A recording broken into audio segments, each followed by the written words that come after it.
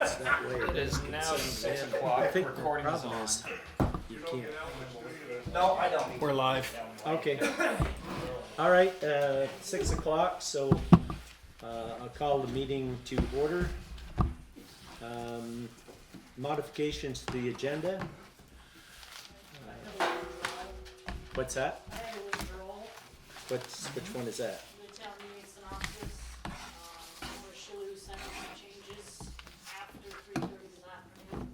I will not make those changes between, as I'm driving on the road to go home and make my own dinner, Okay, can't do it. okay.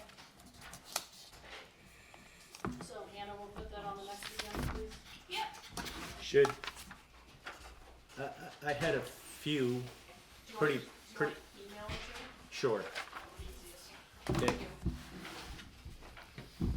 All right, any other modifications? If not, we'll go into approval of meeting minutes, March 10th, regular meeting. Any discussion, suggested revisions, or if not, somebody wants to make a motion? I'll approve the March 10 regular meeting minutes as written. Second. Okay, Ron, I don't know if we're following, this is sort of a procedural objection, if we're following rules of order or anything like that, but in my experience, the normal process would be that there would be a motion and a second to put the motion on the table, and then the discussion opens. well, I know, well, yeah, I'm pretty sure that's under Robert's Rules of Order, but Yep. if that's what we wanna do, we can do that, but we don't, I don't think we're bound to follow Robert's Rules of Order. We certainly haven't been, but how does the board feel on that? Not that it, I think it's like I don't think we need to worry about it too much because, like you said, we haven't adopted Robert's rules as our official rules of order. So, considering we have an agenda, once like a motion has been dispensed with, like a vote, then we can just slide on down to the next item because we are bound to our agenda. So.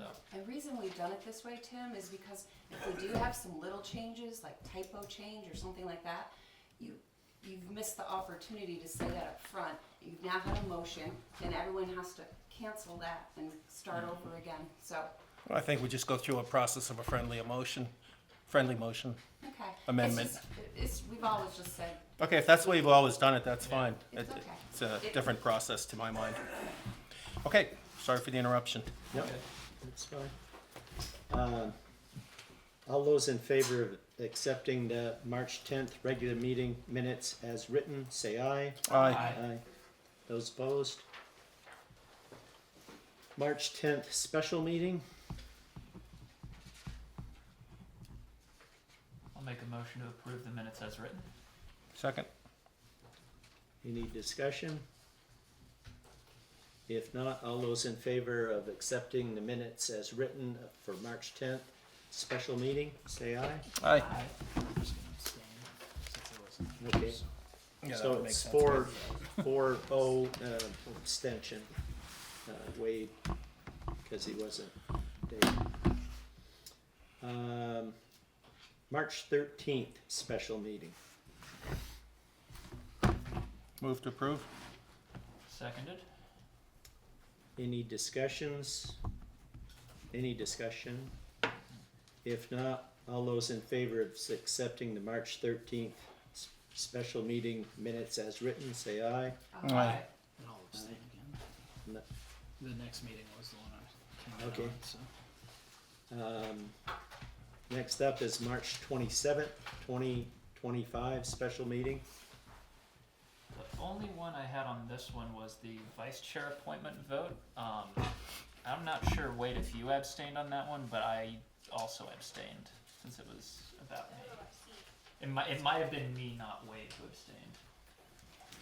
I don't believe I did abstain Okay, on so that. that's what it is. Okay, so any other changes?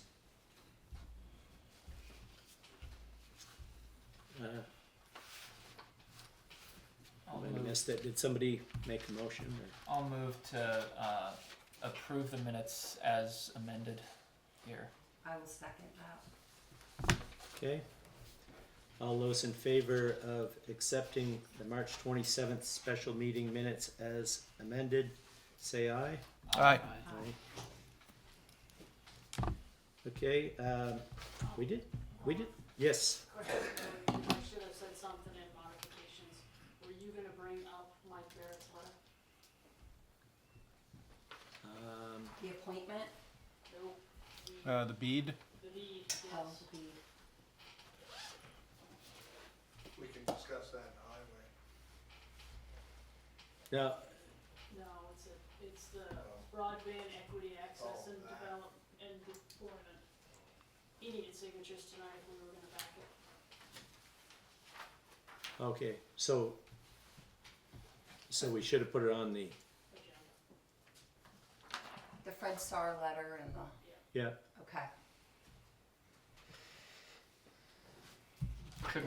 Could we shoehorn this in under remaining appointments? Or is this not an appointed position? No. It's not appointed, it's a bead grant. Oh. It was, so are we, supporting, continuing the broadband expansion. I'm just thinking procedurally here. How do we go back to modifications? Sorry. Oh, good.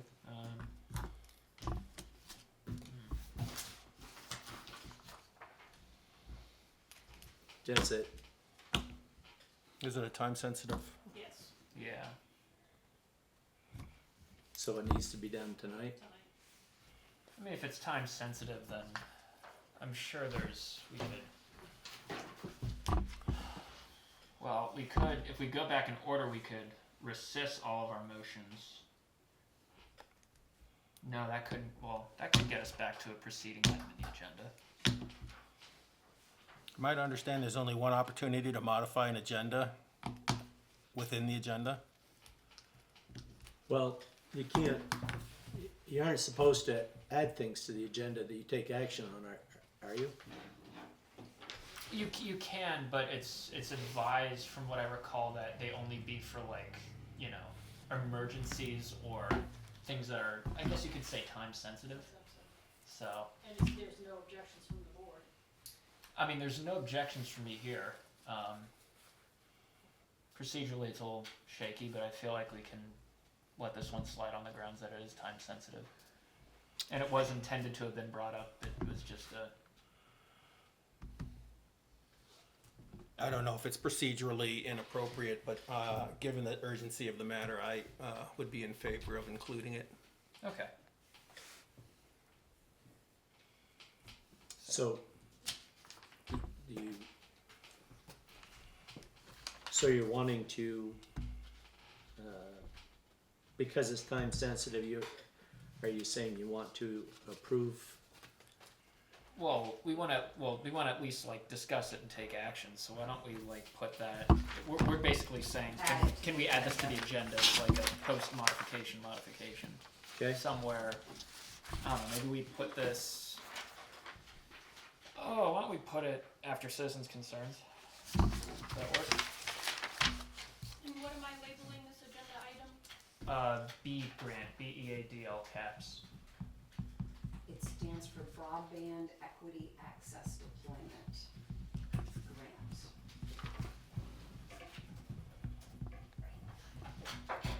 Grant. okay.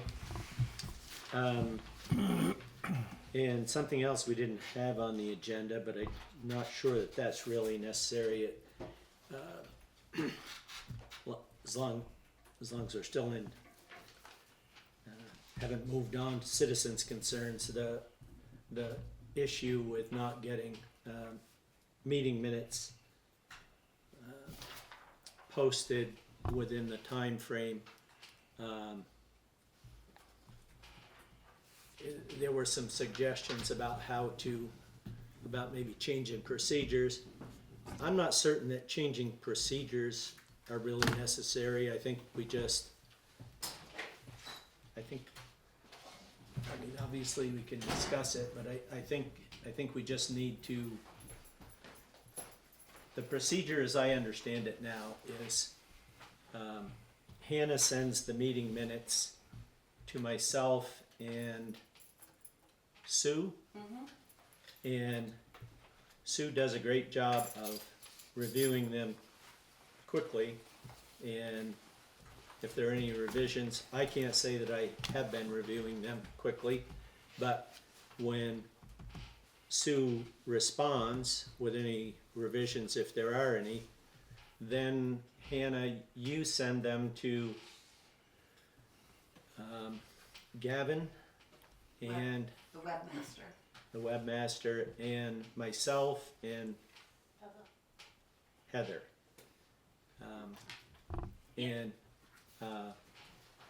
And that's the same for all the boards that Hannah takes care of, the DRB, the planning commission, us. Do you also do the cemetery Yep. committee? So my proposal was, can we cut out the middleman and have Hannah just post her minutes online?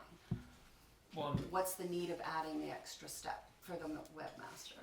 I agree, and I mean procedurally for tonight, I know multiple of us raised that as like a priority for our, when we sent our priorities. We could have that discussion at 7:45. That's all right. Okay, That way we don't have to add another item. excellent. Okay.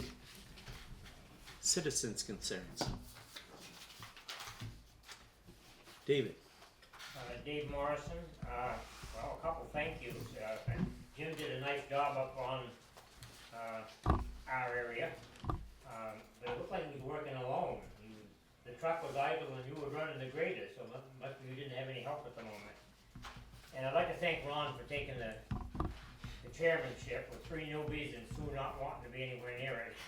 Ron was kind of stuck, but I think we ought to thank you, Ron, for trying it for another year. When I printed this out at the house, Wade's contact information hadn't been put on there yet. And I think I printed it yesterday or early today, so whoever's responsible for getting on the selectmen, Gavin did a ton of work over the weekend. I can look to see if yeah, I didn't see it, but anyway. And my other comment is about Wade. The last meeting I was kind of excited about having him maybe someday working into this enforcement thing, but after reading about the great Leonard Hill chase, I know he's, what it looked like you were working for Trevor at the time, is that? I do, some, Yeah, okay. not very often. Well- I help him out too. Law enforcement is chronically underpaid, so I imagine you guys are, you and your many friends in the business, we've appropriated money, so that would be an idea when you get a chance to discuss this as a board is, you know, if you guys wanna, put together a Saturday or whenever, you'll figure out where our problems are. And up around, Will's father is one of them. It just sounds like a thing that might have legs. Anyway, you were in the paper twice that day, that was cool. Lucky me. Thank you, Ron. Okay. Robin? Hi, Robin Delaney. I'm still looking for the Vermont Declaration of Inclusion that was mistakenly removed from our website. Have we addressed that, how to put it back on there? No, we haven't addressed it yet. It was gonna be on tonight's agenda, but we left it off because it's an extremely full agenda, and I think Sue Well, has wanted, anybody actually reached out to the Vermont League of Cities and Towns to ask if there's an action needed? Because actually it was removed incorrectly, simply based on somebody's proximity to the website manager, right? Well, so when Tim and I, when we were at that, well, you were there in person, I was there virtually. That seminar, it was a selectman kind of, what was the name of it? It was Selectboard Essentials. And during the Q&A portion at the end, a selectman from Jericho, I believe, raised a similar question with the DOI and whether or not there was, you know, a risk of, you know, us having towns having a target on their backs by putting that on the website. Correct me if I'm wrong, Tim, but the person from the VLCT who spoke said that there was not any reason for concern of that. That is correct. So, The City of Vermont League of Cities and Towns has looked into and recommended that there is no increase of liability by adopting that. so yeah, as far as the discussion of this, And the state itself actually has a very similar statement. So I yeah, think it's like any basis, that argument is totally unfounded. yeah, because it would come down on the state versus us Right. first. So Nobody's like picking out Waterford. And then additionally, I think that there should be some kind of understanding about who controls the website, right? Yes, I agree. I would like to see it go back. I would too. I mean, agendas, It just minutes are says, great, it but just anybody says else? that we are an open and friendly town. It doesn't say Yeah. we're going to hire, we're going to give money, we're going to do anything Yeah. on your behalf. Before you make that decision to put it back, you need to seriously think about FEMA dollars. No, that does not. There's no substantial evidence that that's a threat. There's no, That's part of his there's no discussion. DEI portion of that is illegal. Yeah, that was one of the, and I believe it was, maybe it wasn't Jericho, but the person who raised that at the Select Board Essentials meeting was from a town that was waiting on FEMA money from the floods in July. And the person from the LCT said specifically that would not be, that kind of grant wouldn't be under like the eye of scrutiny of the Doge for the DEI stuff. It would be more stuff like Newport, I believe. Newport City had a couple grants withdrawn because they were Arbor Day grants, but those grants at the federal level were marked as DEI initiatives. Like the grants themselves were DEI initiatives. So those so far are the only grants that have been withdrawn per se, at least in the eyes of the VLCT. So. And further down the road, if this, you know, becomes an issue again, we have the power per the website and the people who run the DOI to alter the language or even just change the name of it. Like instead of a declaration of inclusion, a declaration of welcome, whatever might, you know, it's. I'm saying this in an open meeting with a recorder in front of me, so you know, throw them off the scent, so to speak. They could probably find us if they wanted to, but They're gonna you know. start at the state level first, okay? Yeah. Like, let's not obey in advance. Like, this is just. no, I agree. Ultimately, before I get lost in the weeds, I think it should go back on the website. It's not on our agenda for tonight. Yeah, it's Wasn't on the agenda to take it off. No, it that's wasn't. true.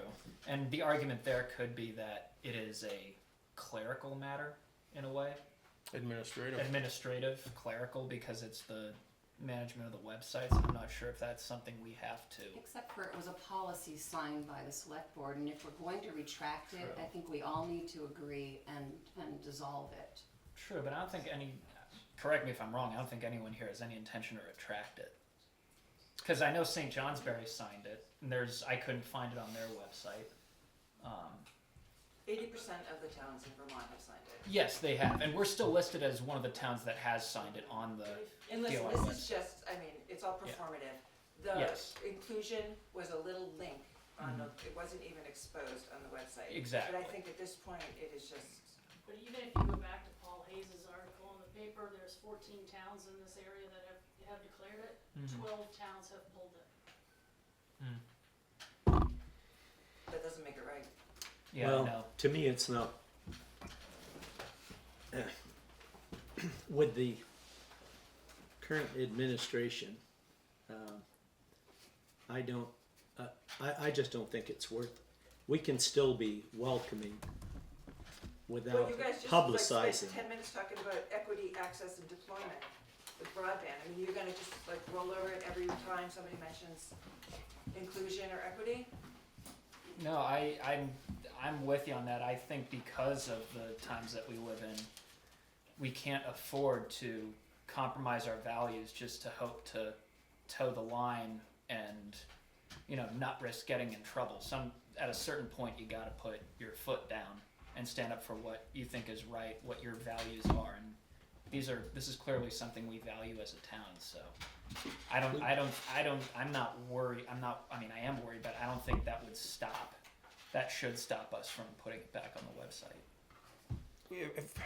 Am I understanding this correctly? We're talking about not putting back the DEI. No, DOI. DOI, Right. Declaration of Somehow we're Inclusion. just fidgeting enough with the language to not attract attention from That was out of state. that was me getting lost in the weeds. I don't know that that's necessary. Okay, it's still not on the agenda, so why don't we?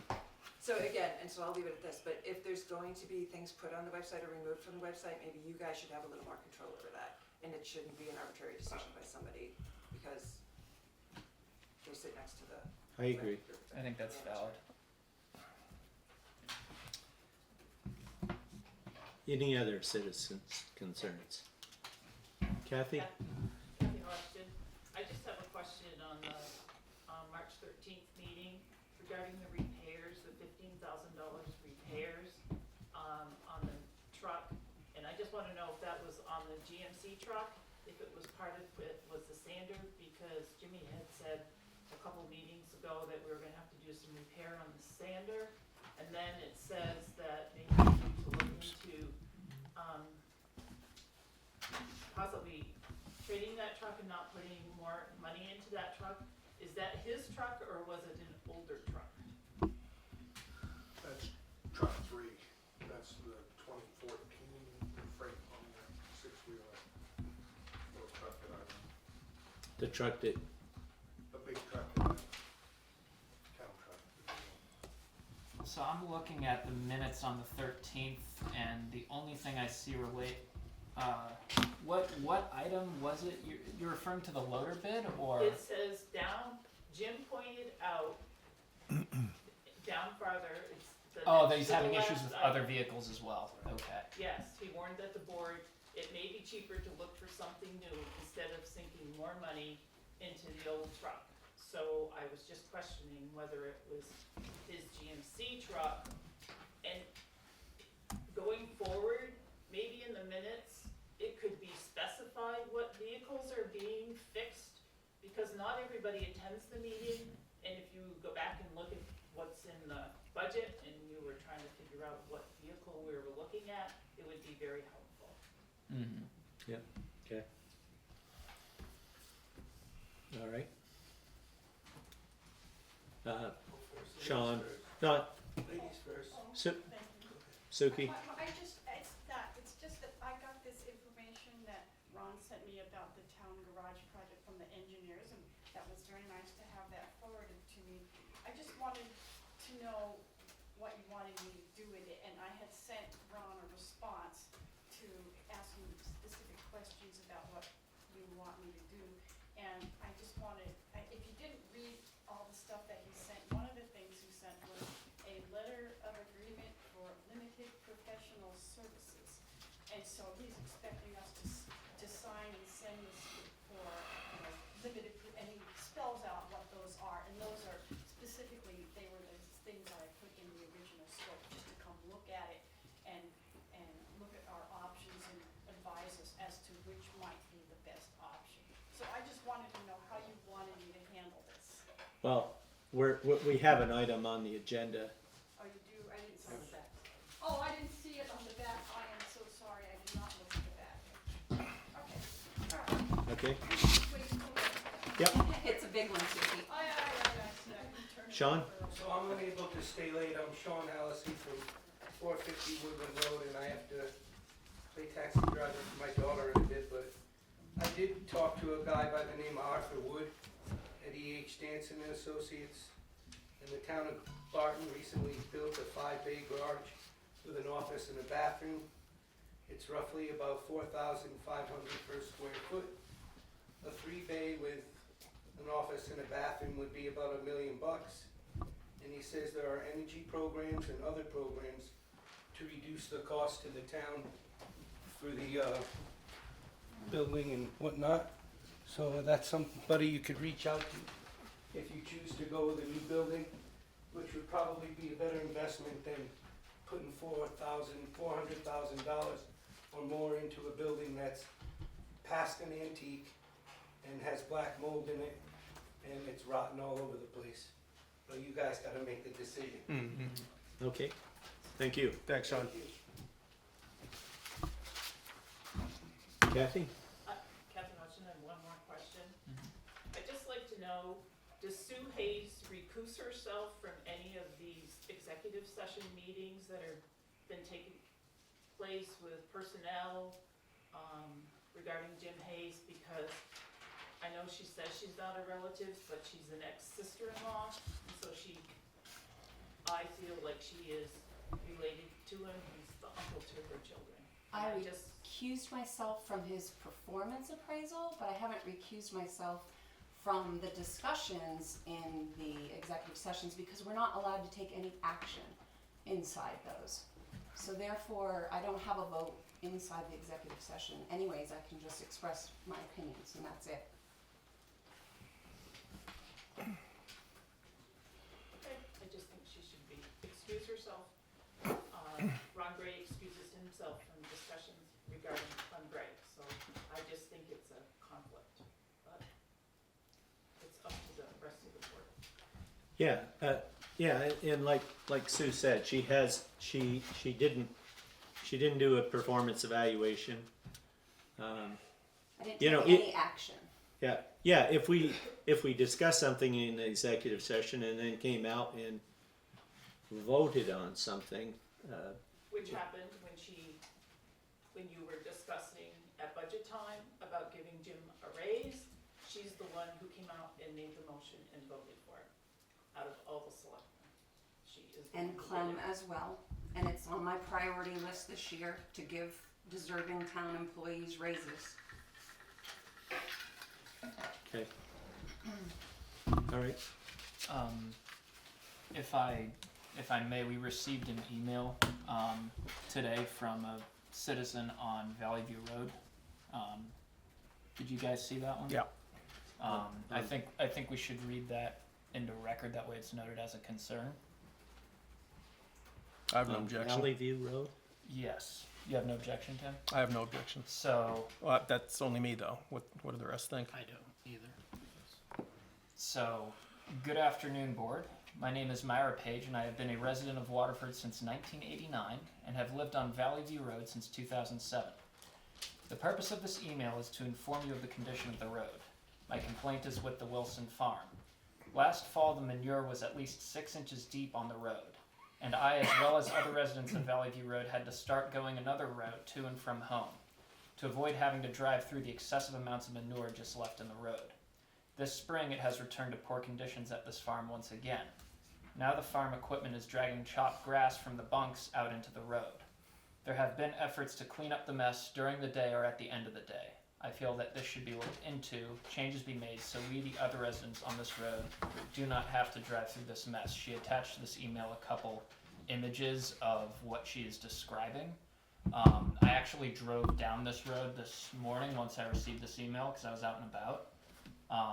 And basically, once you get to like the main farmhouse, it becomes sort of unclear where the edge of the road is, and there are piles of manure and other material that have drifted into the road. And I did notice on my way up, there were a pair of bicyclists coming down, and they had to kind of stop and, come over into the center, like my half of the road as I was going up to avoid it. I feel like this could constitute a blockage of the road per the road policy. Jim, have you encountered? Well, I think that somebody needs to send a letter to the Wilson Farm and tell them, because they have that bunker silo right there. Mhm. And that's where they come in and out of it. Yeah, it's like right on the road. That's right, it is. And in the spring of the year especially, there's usually a pretty good mess there. Mm-hmm. But, I think that my advice is, or my recommendation is the town send them a letter, telling them that this is unacceptable and it's excessive, and it, needs to be cleaned up in a manner so that vehicles can travel down through there. Okay. Deb, question for you then. Is this something that we would have to have had on the agenda as an action item, or can we send a letter? Can we decide as a board to just send a letter? How did we do it when we sent letters to the other farm in town? Remember? I think we just had the chair send a letter. Send a letter. Okay. And I did when I was, granted, I broke a law while doing this, but while on my way up, I did take a video of the road as I was approaching it from the bottom of the hill, going past it and passing the cyclists. So I can pass that along if need be, if anyone would like to look at that, in addition to the images that were copied on that email. But based on what I saw, it should probably be dealt with. Definitely be dealt with. I think the images in the email were fairly self-explanatory. Mhm. I think the email stands alone to get its message across, and it sounds like it is a road obstruction problem, so a letter sounds appropriate. Okay. Is that something, Ron, you would like to do as select board chair, or when we appoint a road commissioner later tonight, do you think that would best fall under their heading? Since presumably, I'm presuming here that the road commissioner is going to be from amongst one of the five of us. I assume so. Okay.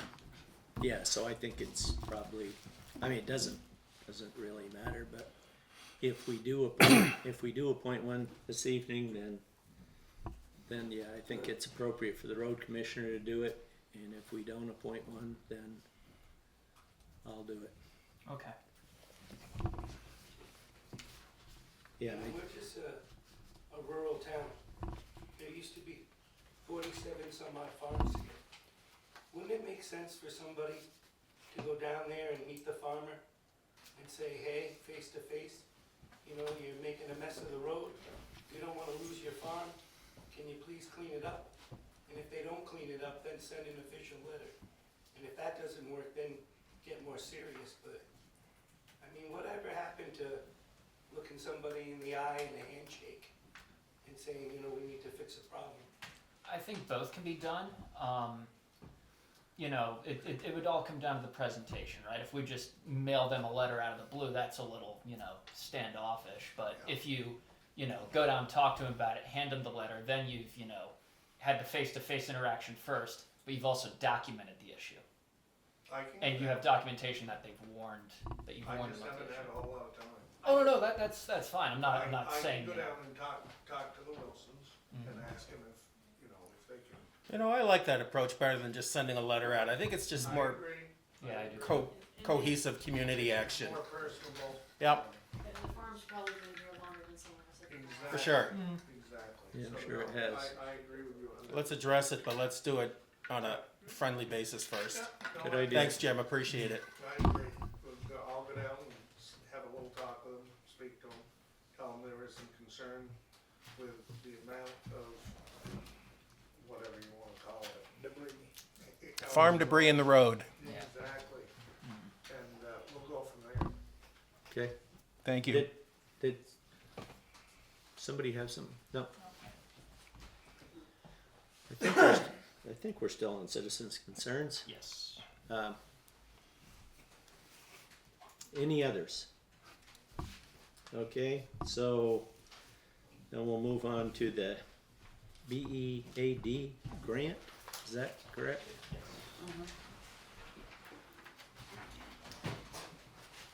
And we need a motion to, I move to approve the grant. I will second. And I don't know if it's a grant. let it's a everyone letter. know, let It's a everyone letter. know, it's not a grant for the town of Waterford. Right, It's not a grant for us, it's NEK, broadband. the. Oh, the it's- communication It's the district. association, yes, thank you, Yeah. NEKCD, Mhm.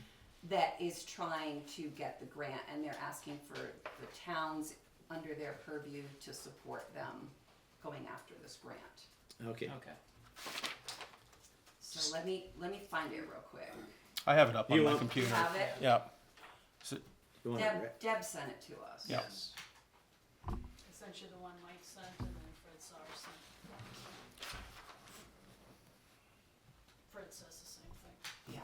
okay, So the other one was from Mike, that's the one that needs to be signed. I presume the town of Waterford wants to support this grant proposal. There's no harm in doing so.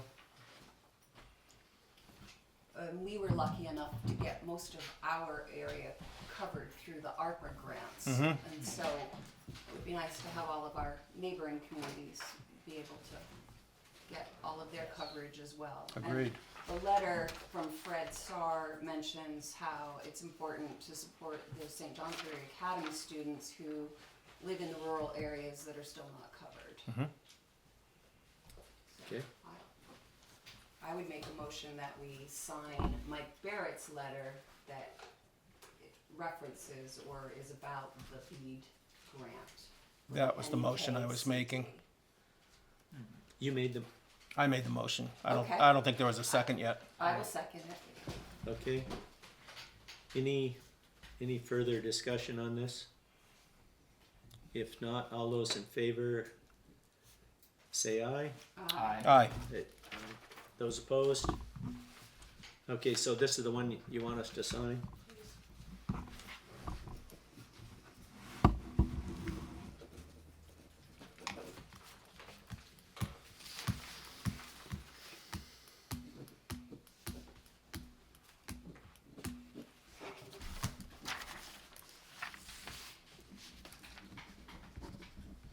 And, well, I guess we'll finish this up first.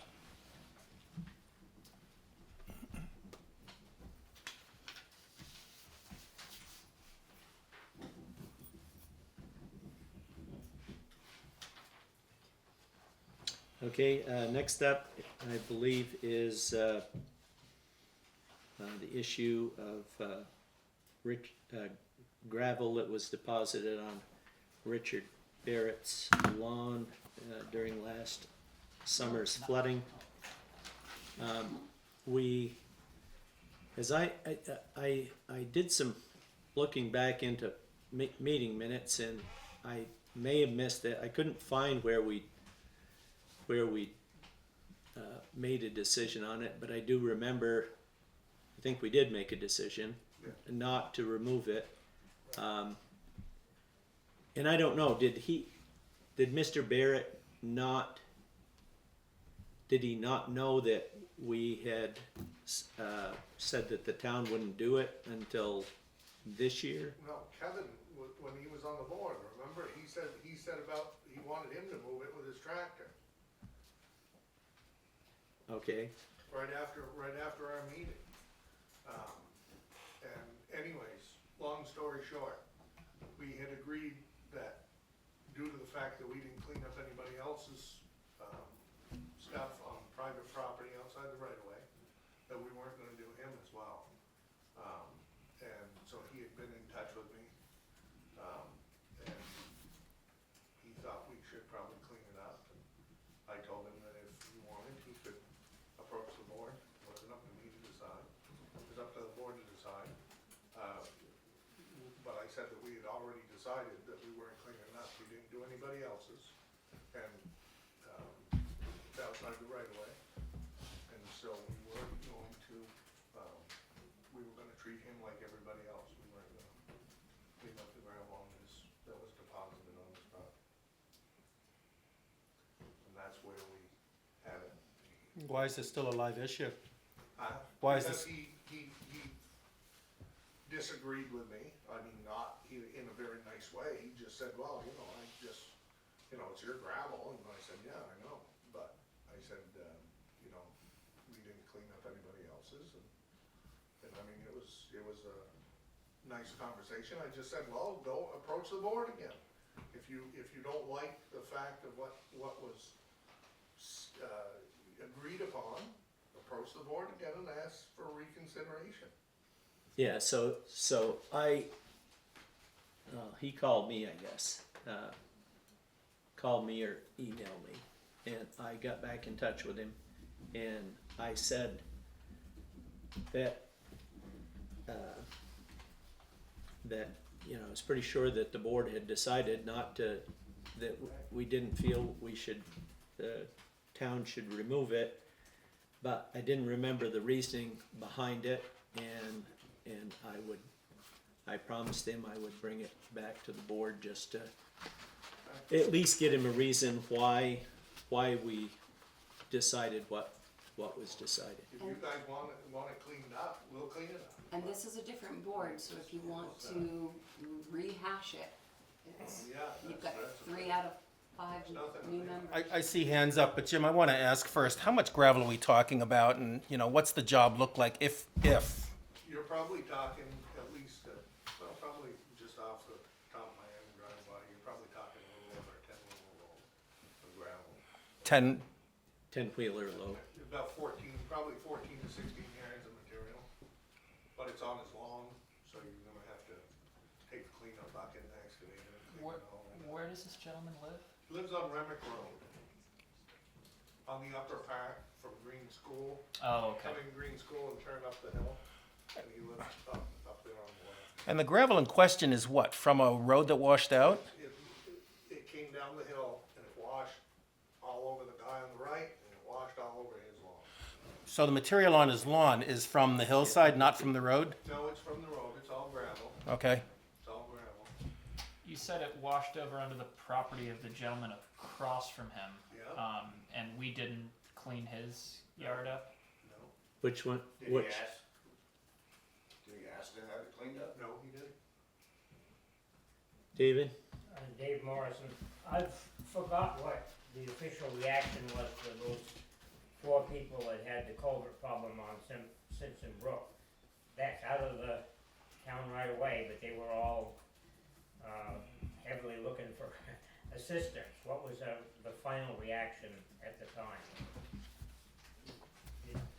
No, we didn't go off town right away to work on it. No. I think this is a little different situation. Maybe not. If you do one, you'll have to do them all. That's what I'm worried about. Sean? And I caution that the minute you put a truck or a dozer or anything on that guy's lawn, you'll be liable for whatever mess it makes, and then you're gonna have to clean that up too. I mean, why would we wanna get way in deep Well, if we didn't do it for everybody? Well, his argument would be that, you know, the gravel came from the town road and it was deposited on his lawn. So that's why he's asking us to do it. There were some other hands. Yes? Yeah, well, how far is it, can't you, Dwayne Keach, can't you get how far is your excavator reach? If you set on the road and drag that back with your cleanup bucket, how far would you get in there? You'd get most of it, Yeah, you could get most of it. right from the road. Yeah, well, So close to you the road. wouldn't really be on his land, on his land. Yes, you would. You'd have the excavator. Well, yeah, the bucket cleaning it up. Yeah, But the machine wouldn't be, no. so. But then what are you gonna say to Cindy Pyer, who all the gravel from the road went through her basement? And Yeah. They spent days. Well, out you're there not gonna get an excavator in there, but you can help the gentleman out. I know, That's I'm on- just simply saying it sets a precedence. That's all. Oh, that's a very slippery slope. And when we flood again, the same He thing. pays taxes on his property, dude. It was road material. It didn't slide off the bank. It's road material that washed out. Now, who's responsible for the road material? Well, I think the bigger question is simply that it was an act of God, so who's responsible under these circumstances? Was it, did anybody else have their hand up? No? Okay. So, what is the board? What would the board like to do? I think it opens a dangerous can of worms for a number of reasons, not least of which is you do it for one, you do it for all. There's bigger concerns behind all of that.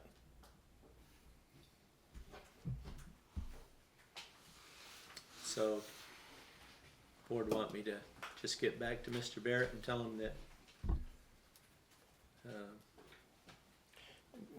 we are. There's legal implications as well, and I think that that might be a discussion for executive session if we're really gonna pursue it.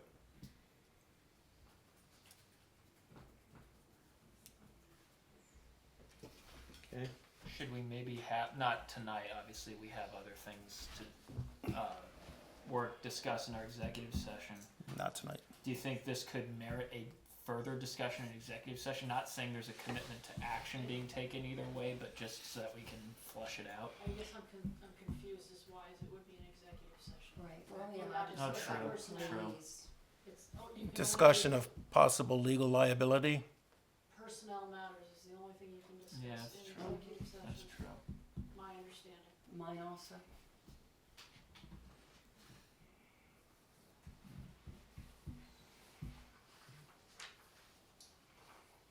Honestly, I can see both sides of the situation. Yeah, I'm struggling with this one.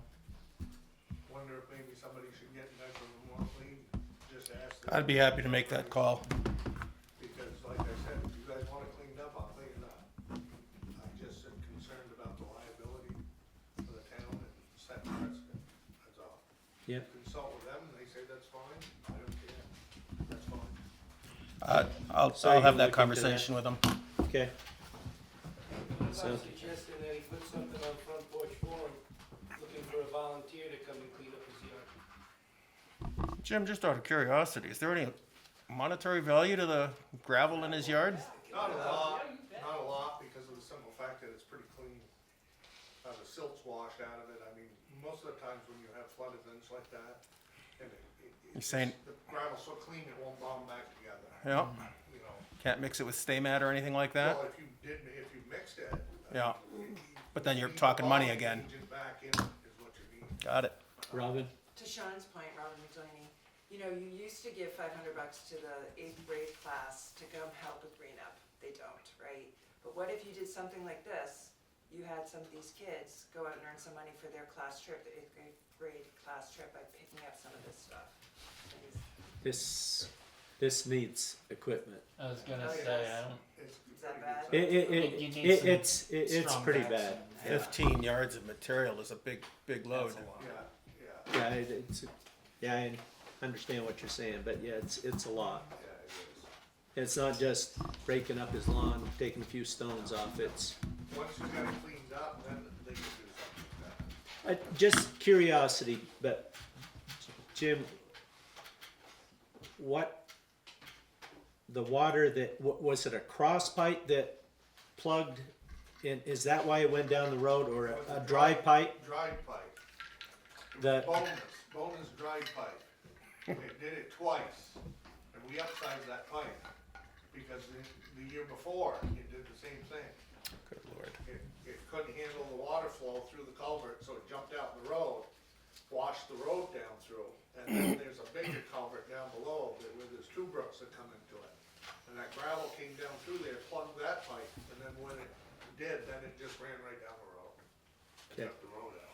no, I was just curious whether, Yeah, and so it did it 2 years ago, it did it last year, we upsized that pipe, cause I don't want it to happen again. okay.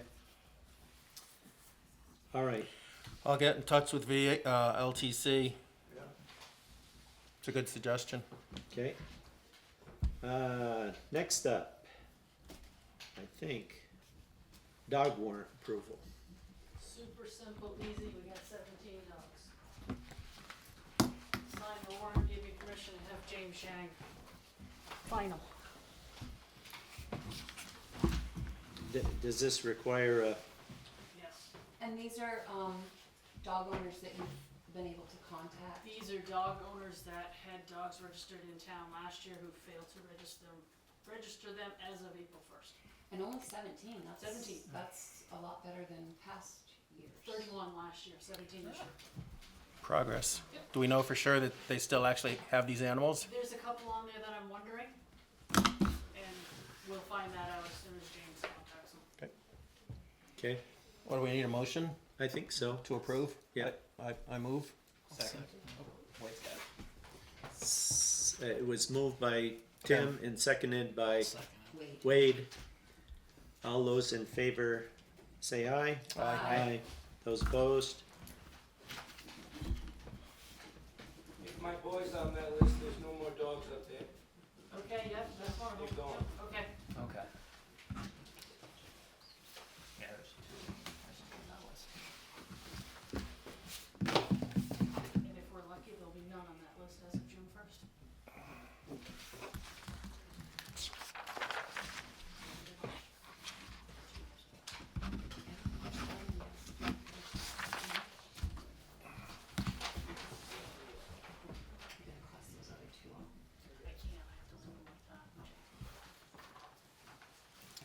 Okay. Next up is transfer station. Clem? You have the relays on the table that they replaced today. Changed the oil in it today and put some grease on the sides of it so that they can go back and forth, and showed absolutely no leaks of any kind anytime. Was this the relay that was cleaned up in the past? That was one that was cleaned up in the past. So it's, even if it was functioning, we've got a brand new relay in there now? Yep, Great. and they changed the oil in it, 25 gallons of hydraulic oil. And they said everything underneath it looks perfect, looked like brand new because it's been undercover. Okay. Clem, do you know how old that machine is? Nobody knows. Yeah. Approximately somewhere in what, 20 years? 20 years old, never been serviced, and nobody has any record. Did they have a recommended service interval? No, he said, it's gone this long, he said probably go another 20, who knows? I presume we It's ought one not. of them things you don't know, and as of right now, he said probably the motor and the pump, if you had to replace them right now, would be like $7,500. Okay. What did the oil change cost? What's that? What's the oil change cost? I have not a clue. I'm just wondering if that ought to be a more regular maintenance interval than 20 years. I don't think so. I don't think so, maybe 5 years or something like that change, because it has a heater on it for in the wintertime. Yep. In the summertime, you can shut it off, so that the heater's not working. Okay. In that book, it doesn't have any interval maintenance. No. I Heather has the book downstairs, It's in the file or cabinet. Deb does. Yeah, it's in the Yeah. file I cabinet. think we If could do anybody better wants to than look at 20 it, read years it. though. I bet we No. could. I think we Yeah. could do wish I won't give maybe 5. That's what Clem was saying. And Okay. he said for the age of it, it looks better than some of the newer ones that are computerized. Oh, yeah. He said the legs on it are perfect shape, and some of the newer ones, the legs are rotted right off. But this one's been undercover, so everything looks good. Okay. Anybody else wish to see Good the deal. device? Look at it. Pretend I don't. Okay, so there's nothing, we're all set. You're all set for the time being. Thanks So for are you getting- gonna, is the dumpster still there? No, they took that today. Okay, I used it Saturday because it cost us the same amount of money for just the dumpster or the dumpster and a ton of trash in it. So I Okay. think we might as well put a ton of trash in and get our money's worth. okay, good idea. All right, so if we're done with that, we'll move on to assistant fire warden. Fire chief is recommending Adam Ehrenberg. Okay. I'll make a motion to nominate Adam Ehrenberg. I'll as second. Fire warden. Okay, Who seconded? Tim. okay, any discussion? If not, all those in favor of appointing Adam Ehrenberg as assistant fire warden, say aye. Aye. Aye. Those opposed? Fire department anniversary. Is someone here from the fire department? I'm here. Oh, Howard, you're here representing the fire department? Well, I'm here, but I'm not sure what discussion you want from me. Well, Because it is our 40th year, and I think the chief has brought up to the select board a few times that we should have a celebration for 40 years of the fire department being in business. And I think we started about 40 years ago in October, and I think that's when we're planning on doing it. You should have had a letter in your welcome packet. yeah, yeah, yeah, so the fire department was asking if the select board wanted to be involved, is that, I mean, Well, I believe what the chief had asked previous board is for some money to do this anniversary. and it, Did we budget some? It's seems We did familiar. not, I don't We think. did not? I don't think so. Okay. It's very familiar to me. Use their fundraiser money for their anniversary. And you're planning on having another fundraiser, right? Some raffle? We basically, not doing the raffle because it's, something that we feel that we're going to, what we were planning on doing was like a lawnmower tractor type deal, raffling that off. If we, buy that for 2,000 and don't sell enough tickets, it's, not a fundraiser anymore. So no raffle then? Right. What's the date for the event, Howard? I'm not sure, somewhere around the 1st of October. I believe at, can't remember if it was at one of the meetings here recently, it might not have been, Chief mentioned it was either the weekend before, the weekend after the St. JLI football game. I wanna say it's like the 18th of October, you don't have your letter on there? No, I don't. I just want to know approximately when we're looking at. It's fine for me right now. Yeah. I have two questions. One, what would the money be used for? And two, does the town have a discretionary fund or a set-aside money fund that you could dip into to celebrate with them? As far as a reserve fund, I do not believe we have one. There is a capital reserve fund specifically for the highway garage that we set up because of the surplus in the labor budget last year, but we don't have a general reserve fund. I know that's something that a lot of other towns approved at their town meeting this year. I can't remember if I put it on my list of priorities or not, but that's a different discussion. I think what we could do as a town, though, would be to send out a mailer to all residents or property tax, from Deb's list, and, with a flyer talking about the celebration and, ask for donations. Because we don't have any money per se to give to the celebration, but I think that we could help mail and ask for donations. I think that might be as far as our support.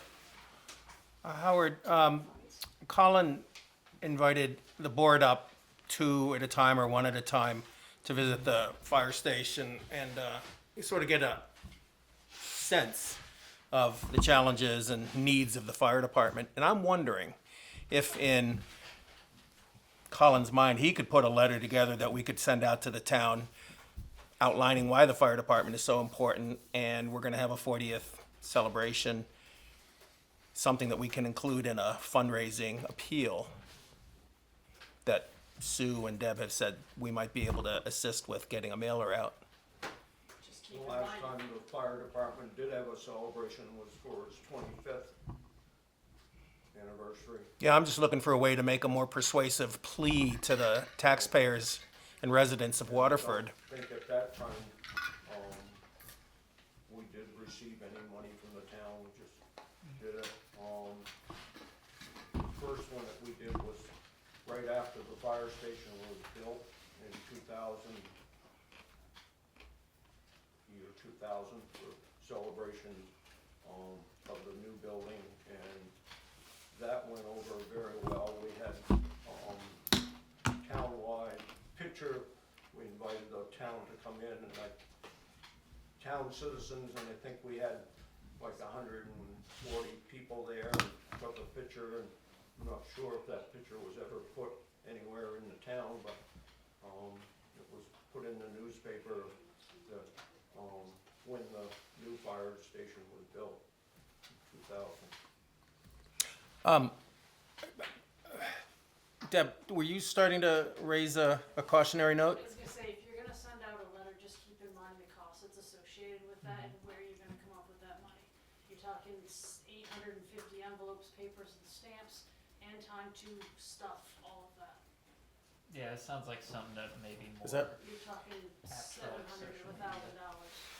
We did it for the ATV ordinance Postcards issue. would be a little bit cheaper, but Howard, do You you, know, get a bulk rate for the mail in town. I've never looked into a bulk rate, I don't know what those parameters are. Yep, Wade, you were, Howard, do you know if they reached out to the fire department, reached out to like All Around Power? I know sometimes he'll donate for a Right. raffle.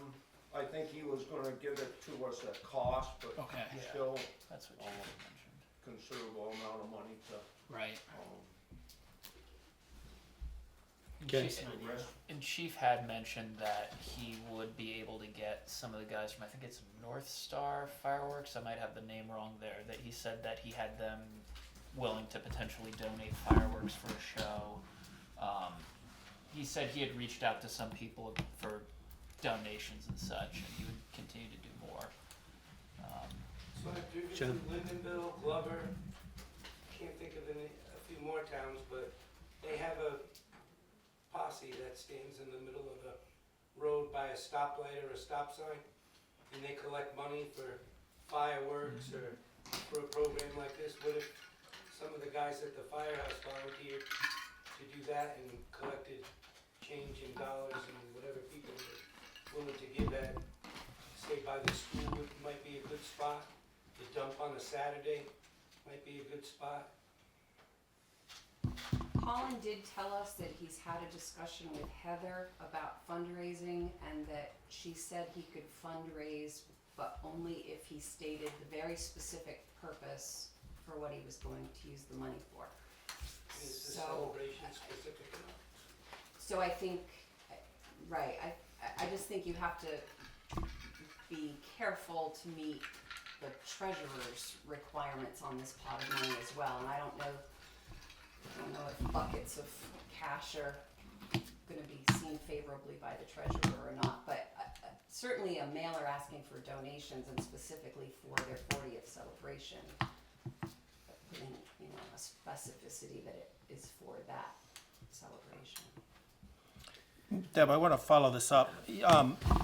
You had mentioned mailing costs, and I presume that would be one of the bigger out-of-pocket expenses. The labor, is this something we can get a posse of good-intentioned citizens to come together and stuff envelopes? You can certainly try. Well, we got 5 people sitting here on the board. I'm only one, but I think that's a start. What about some others? I'm sure the fire department could stuff envelopes. before we go, Something that the select board wants to do, send out, and the fire department can spend the money stuffing that envelopes. And then you have them all coming back in.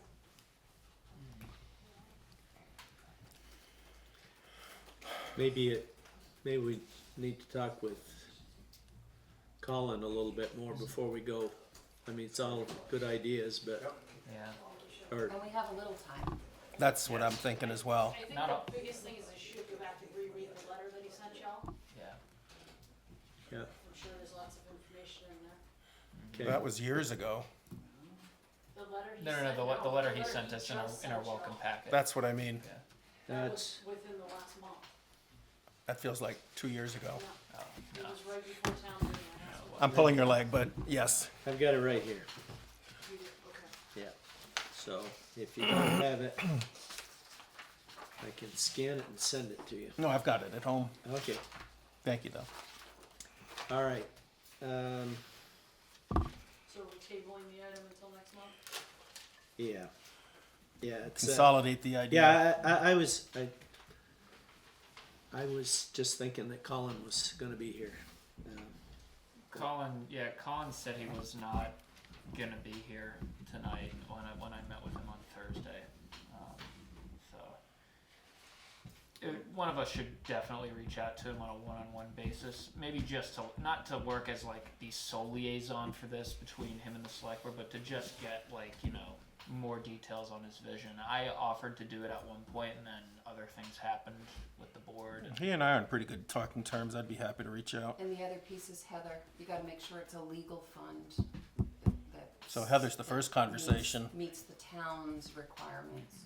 Cause I believe she has some kind of grant money that she's allowed to spend on the celebration, but there's guidelines in that. We do have a hand in the back.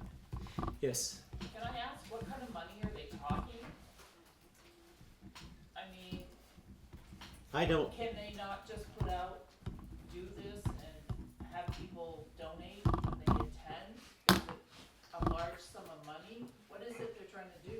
well, yeah, that's the thing. I don't really know what the celebration Some entails. sort of explanation, what kind of money they're talking, what they plan on doing with it, and what the event is gonna entail before you spend this money and send out all these letters asking people to make a donation. Do they not have any funds in their own fire department that they could contribute some?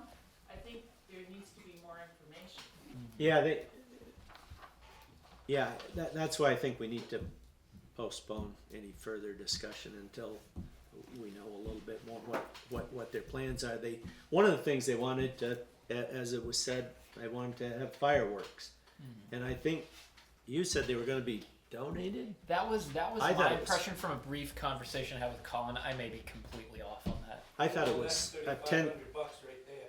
what's that? Minimal, that's $3,500 for a small fireworks show. I'd heard 10 grand, but I don't know if that's accurate. Yes, Robin? Robin would just like to go on record saying that it's kind of pathetic that we have to goad people to support our volunteer fire department, that intubate us, save our houses from burning down, and do it all, and then we want them to go stand on the road and beg for money.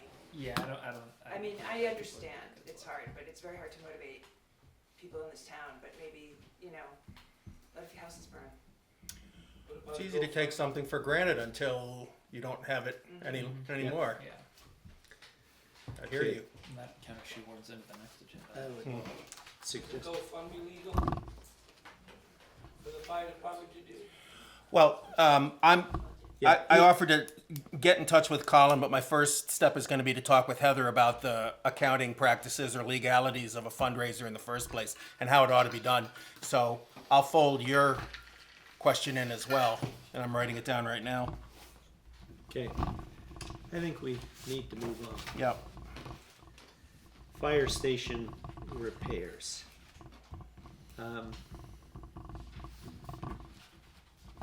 Again, I thought, we probably all had our individual conversations with Colin and the rest of the other firefighters that were there the nights we attended, but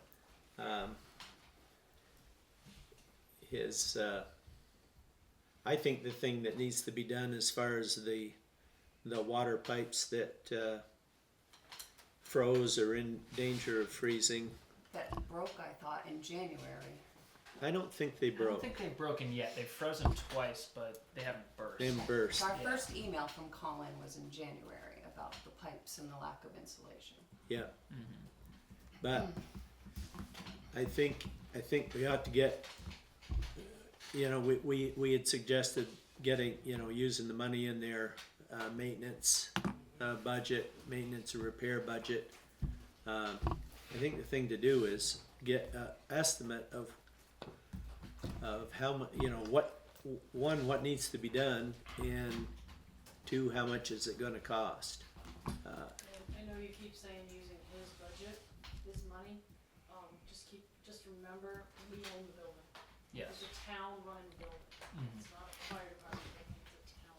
True, But the repair repairs and to the- maintenance is for the building, Right, correct? and Jim's budget. That's a money thing, you have to talk to Heather. Jim's budget contains the town garage maintenance and repair and now renovation, so when we put the budget together, it was the select board's understanding that the fire station was in the fire department's budget.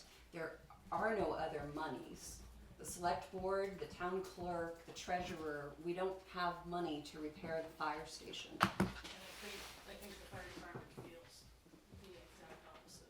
They Yeah. do, and they took us all separately to tell us that they feel exact opposite. But unfortunately, during the budget process last year, we put maintenance dollars for the fire station in the budget. This is an unforeseen situation, it's unfortunate, but ask Jim about the town garage, when stuff happens, it's unfortunate, but it has to be taken care of, and there are no other pots of money. We don't have discretionary funds to give when something goes wrong. But Can we take out, I know what we did and what other towns did during the flooding was we took out a line of credit at a bank. Could we do that for this, depending on how expensive of a fix it is? We need to get someone up there first and foremost to see exactly what the problem is. I think that's not negotiable, but yeah, could this be a situation where we take out a line of credit and then that way we can allocate for it in our next town meeting? Or this needs to be addressed now. I mean, this is, it needs to be addressed before it snows again. Right, and then you have to have the money conversation with your treasurer. Yeah. yeah, So. it's I mean, I think we need to find out what needs to be done, how much it's going to cost to do it, and then find the money to do it, because it's not something we can just say, can't afford to have the pipes burst. Yeah. Wrapping them in electric heat tape is not a solution. I don't know, but we need to find what the solution is rather than up here I mean, that's a speculating. Band-Aid, but Yeah. No, we need to have someone actually go up there, take a look, and I don't know if it's fair to say that we should put the fire department on the hook for that. Yes, I know that they have this money in their budget, but that money also goes to things like replacing their air conditioning, right? Colin said, Air packs. yeah, well, yeah. But their maintenance. They're building maintenance budget. So like their air Which is conditioning small. in their office, like they got a new I can't remember the term he used, but it was a new air Heat pump. conditioning. Running water or an air conditioner, and we're in Vermont for right. Or if the sink in the bathroom needs repairing, stuff like that. So, this has the makings of something being, beyond just simple building maintenance. I think we need to do everything in our power to make sure that we find the funding for this. I don't see how Can I we make a can. quick suggestion, and then I gotta go get my kid. Yeah. I've been just doing this for, 4 or 5 or 6 months. And it seems like everything lands in a discussion into the next meeting. And it's not my purview to tell you how to run it, but maybe one person up there should take responsibility for the fire department and go down and call the people and find out what the plumbing's gonna cost. Maybe one person should take responsibility for the town garage and find out what it's gonna cost to fix that and what kind of plans you need to make and whatever it is, but there's 1, 2, 3, 4, 5 people, and each one of you should have a responsibility for some structure or important department in town, because it's not right for Ron to do it all. It's not right for Mr. Cochran to do it all, or to right down the line. So please think about that and divvy up the responsibilities and move something forward.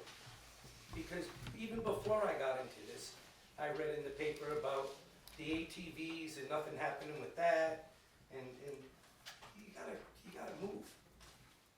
So please, think about taking charge. Okay, Have a good night, everybody. thanks, Sean.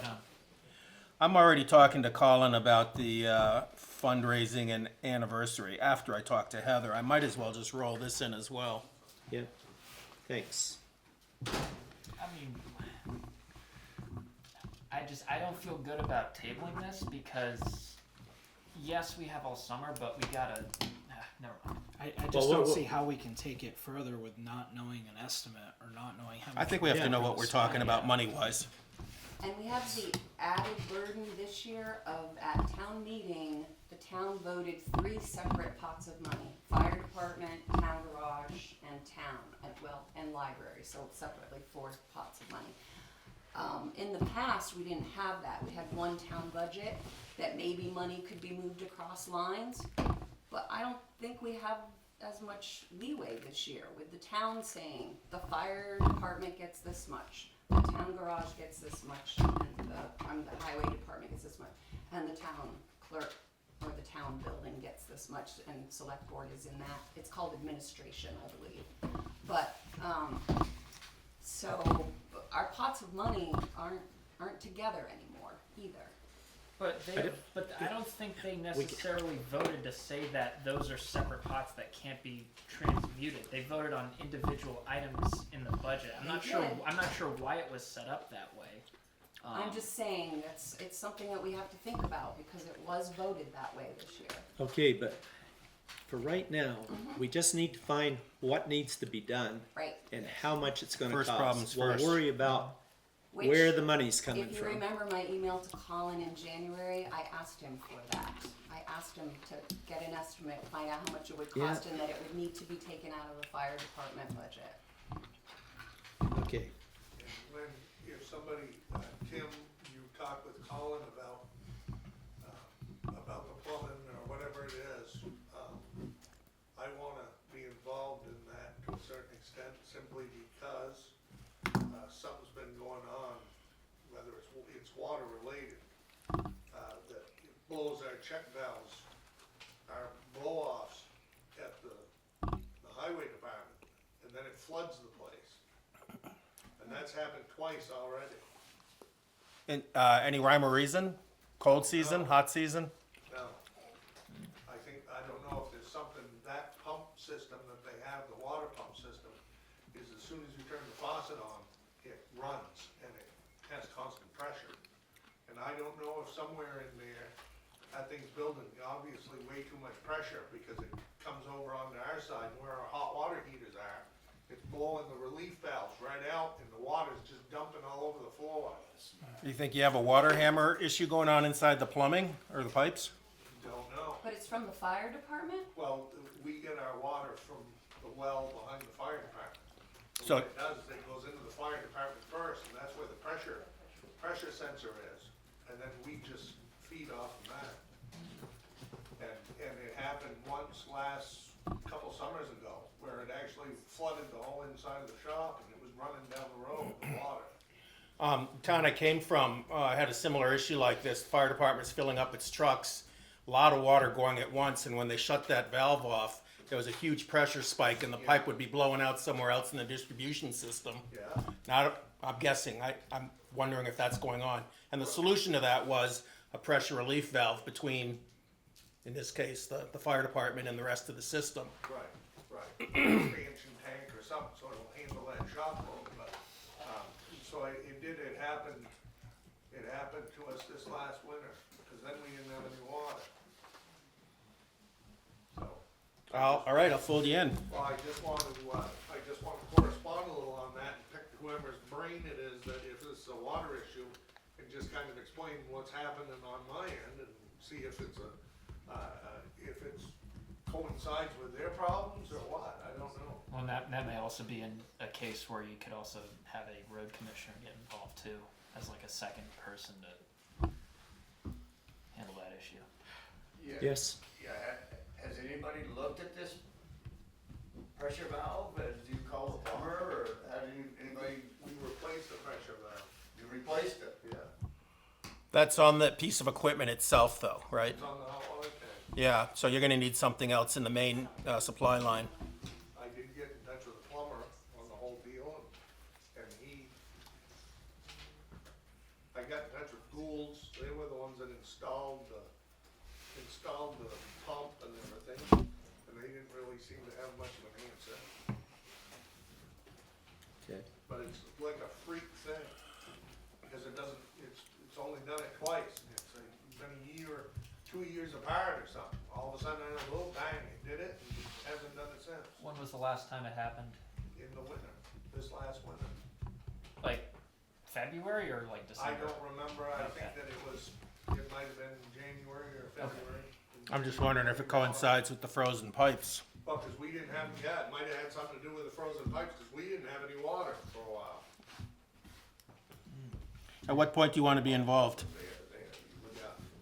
But when I checked the checked with the fire department, their pressure gauge was working, they had pressure. We didn't have any at the shop. All right, well, I'm gonna be talking to Colin sometime in the next week or two. Do you wanna be involved immediately or after some discussion and back and forth? It doesn't make any difference. All right. Why don't I go ahead first and then I'll clue you in. That's fine. Okay. Highway department update. The loader, I've got the parts all ordered for that. I went over what, with the representative, what he thought we would need. The special order stuff would have a restocking fee. The regular stuff that is, pretty common that they stock, I return that stuff. So, we kinda went over that, picked what I'm gonna need and what I'm not, cause they had marked down a whole bunch of stuff, and we kind of narrowed it down more specific. But I'm planning on having that work done to that right off. Who's doing it? I tried to get back a hold of the guy from Lindenville, and, he's been playing some phone tag. I'm still planning on going with him, but worst case scenario, I'll go with the other guy from. The other guy from The other Blair? guy from Colebrook. Okay, Well, what's the guy's name? I can't remember off the top of my head what his name is. What's the one from Lindenville? Who's the guy from? Stan.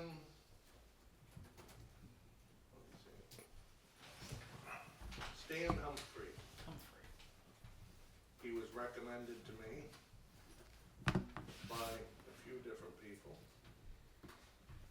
And then the other guy from Colebrook is a ex-Caterpillar mechanic.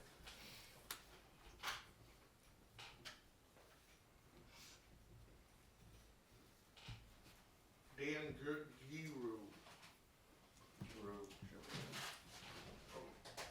From Colebrook. He's the ex-Caterpillar mechanic. okay. All right, David, Dave Morrison, last meeting, you, were gonna have Jim, like, pre-interview a pretty large list of potential hirees for Fabric. Have we hired anybody? He was working alone when I saw him That's today. executive session at the end of this meeting. Okay, yeah, Jim has interviewed them all, I believe, and we're gonna discuss it in executive session. a work in progress. Yep. Thank you. Jim? I just, let me see. We're putting gravel out, when we can, and grading, trying to get things brushed over. When the weather allows, it hasn't been very favorable for that as of yet. You get one good day and then it rains and potholes are full of water and everything. And, then you're dealing with the frozen ground first thing in the morning as well. So last week, I had to pick and choose. I had a couple days, I worked late, but I was also doing applications. This week, it looks like we did a lot today, and good weather today. It's not looking so good for the rest of the week, so, you know, just gotta hit them when we can, and hopefully they dry out, and we'll get them homed up in good shape.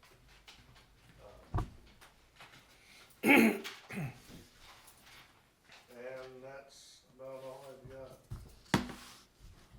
One thing, for the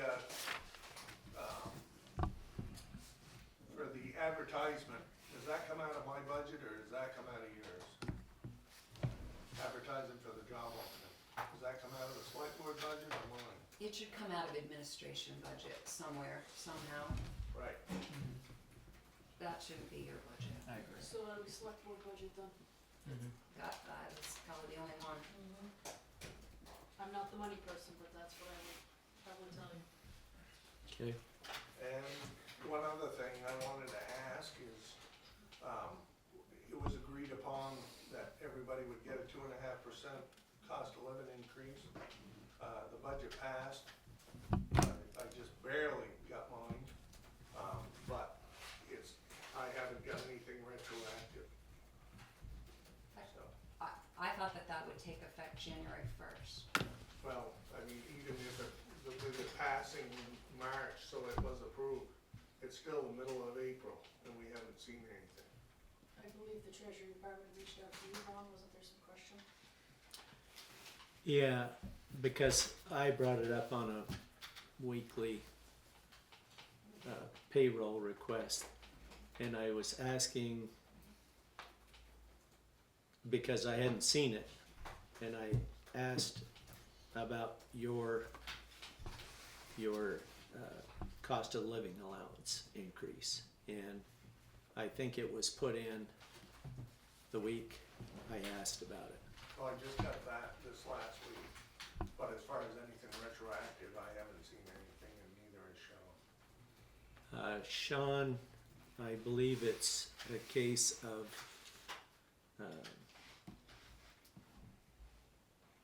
waiting until he till he's through his probationary period. Okay, cause that wasn't what was agreed upon in the meeting. What Because I meeting? mentioned that at the meeting, that, even when you're under, because it was agreed that everybody employed by the town would get a cost of living increase. That's what was decided. God, I didn't know that. Which Um, meeting was that?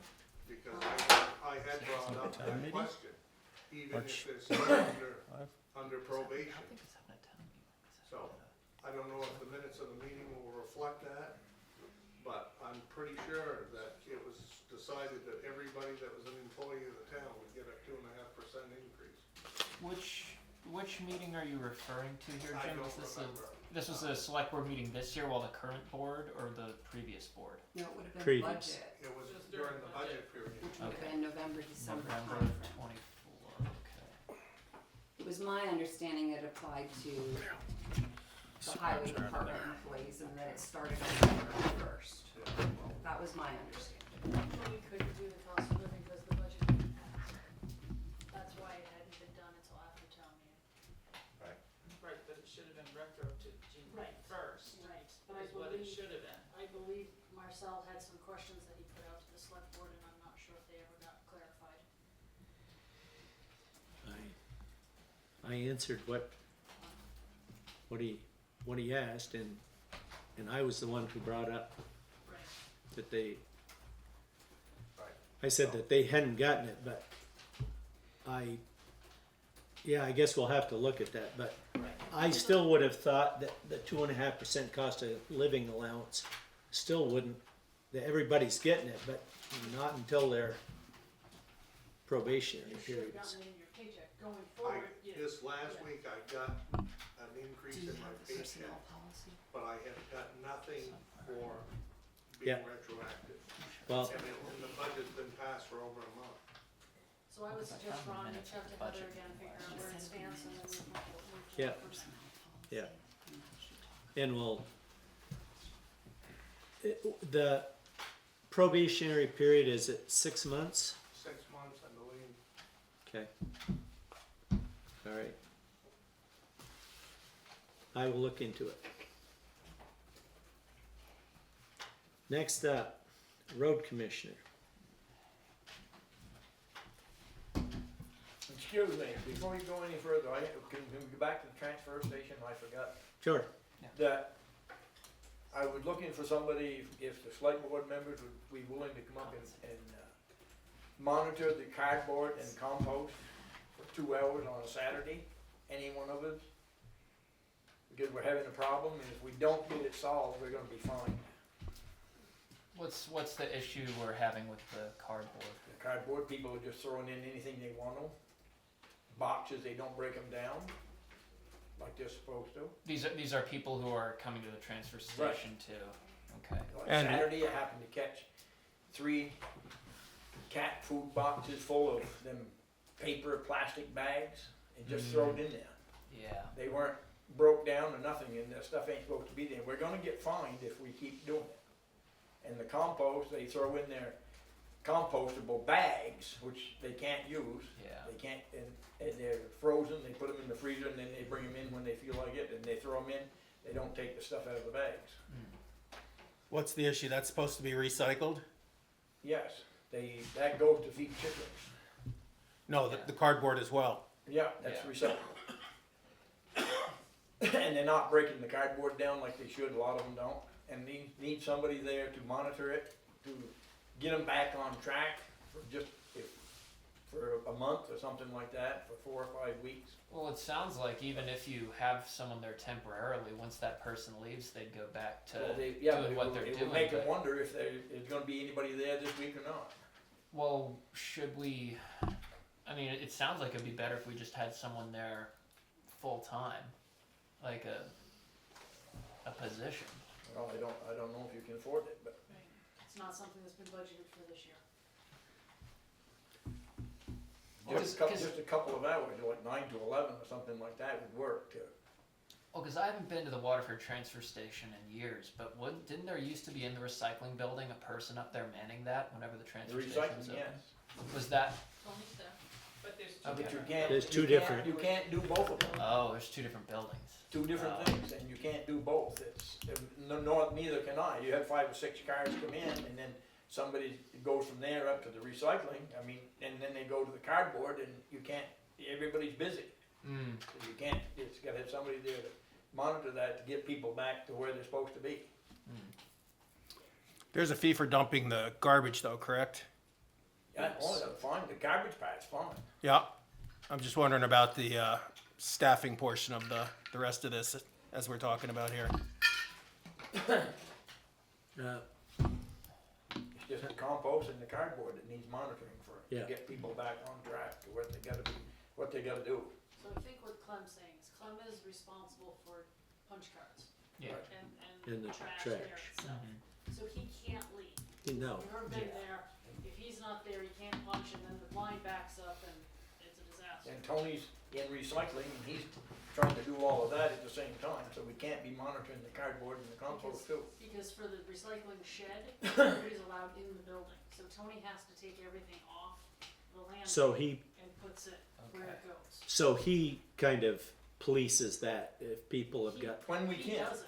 no, I mean, what comes in where Tony is. yeah, Could, at one time there were 3 people yeah, there. there was 3, but there was only 2 really doing anything, but that's beside the point. Was a conscious decision made to eliminate the 3rd person at some point? They just quit. Okay. I wonder if Maria's your backup or Tony's backup too, right? Yeah. Could she come I've in? asked her to do it, she don't want it. You would have to ask Heather what the financial side looks like. I don't know how her and Clem or I whoever, don't your have a board's clue what making we're the at budget, now. I don't know. Is the It's not budgeted for 3 people. It's been under operation for 2 people for quite a while now. Our budget is pretty tight this year. is there a, I go up there when I can, but I can't, I'm the one that happened to catch them 3 boxes there Saturday. Yeah. Well, But- then you can't be in 2 places at once. You can't do it all at Yeah. once. Yeah, and if you go up there, you're not married, you'll are turn you? around, you'll look down and somebody will be there, Yeah, so. there's 2 or 3 cars coming in. I mean, you ask for help on a Saturday, I'd love to help you, but that's like the day I'm working. I'm guaranteed to be working every Saturday from, snow thaw to first snowfall. So, I'm sorry. David? Yeah, Dave Morrison. This might have been a one-shot thing, but I think there was a girl named Shannon, right from the Waste Management District over there. It might have been when they started doing the food recycling, your composting. I don't know if the district, if we're gonna get in trouble with the district, as Clem says, they might be interested in helping us with the enforcing the issue. Just a thought. Shannon ain't dead anymore, she's gone, it's Corey now. Is Shannon a girl or woman? Woman. Thank you. So and what is Corey's position exactly? She's the one that does the training for Tony, me, whatever, and oversees everything and makes the cardboard signs up, but people don't read the signs anymore. Okay. The only way I guess you could do it is put one up, hang one up there right in front, so they gotta move it, look at it, to move it to get in there. I mean, from my line of work, I know you put too many signs up, people will read none of them, and some people just won't read signs to begin with. That's No. just how they are. And they try to sneak it in if they can. Yeah.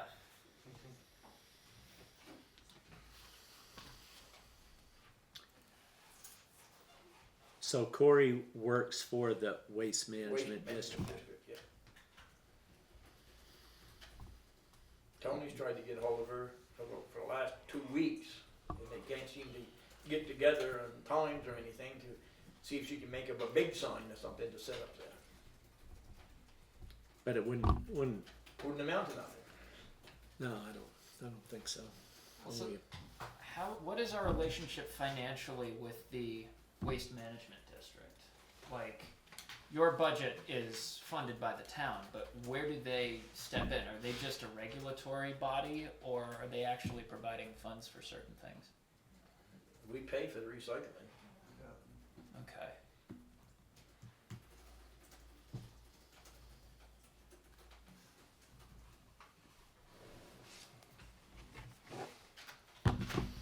Yeah, Do you have a representative to them if you wanted, I don't know if it's Rick still, or, you could contact him and find out a little more about their end.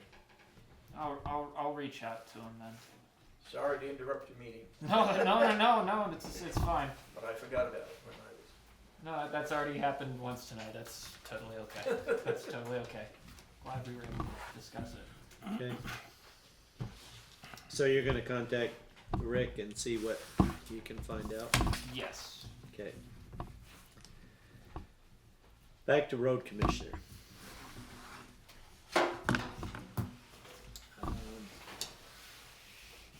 I think before we appoint somebody, we need to determine what we want the road commissioner to do.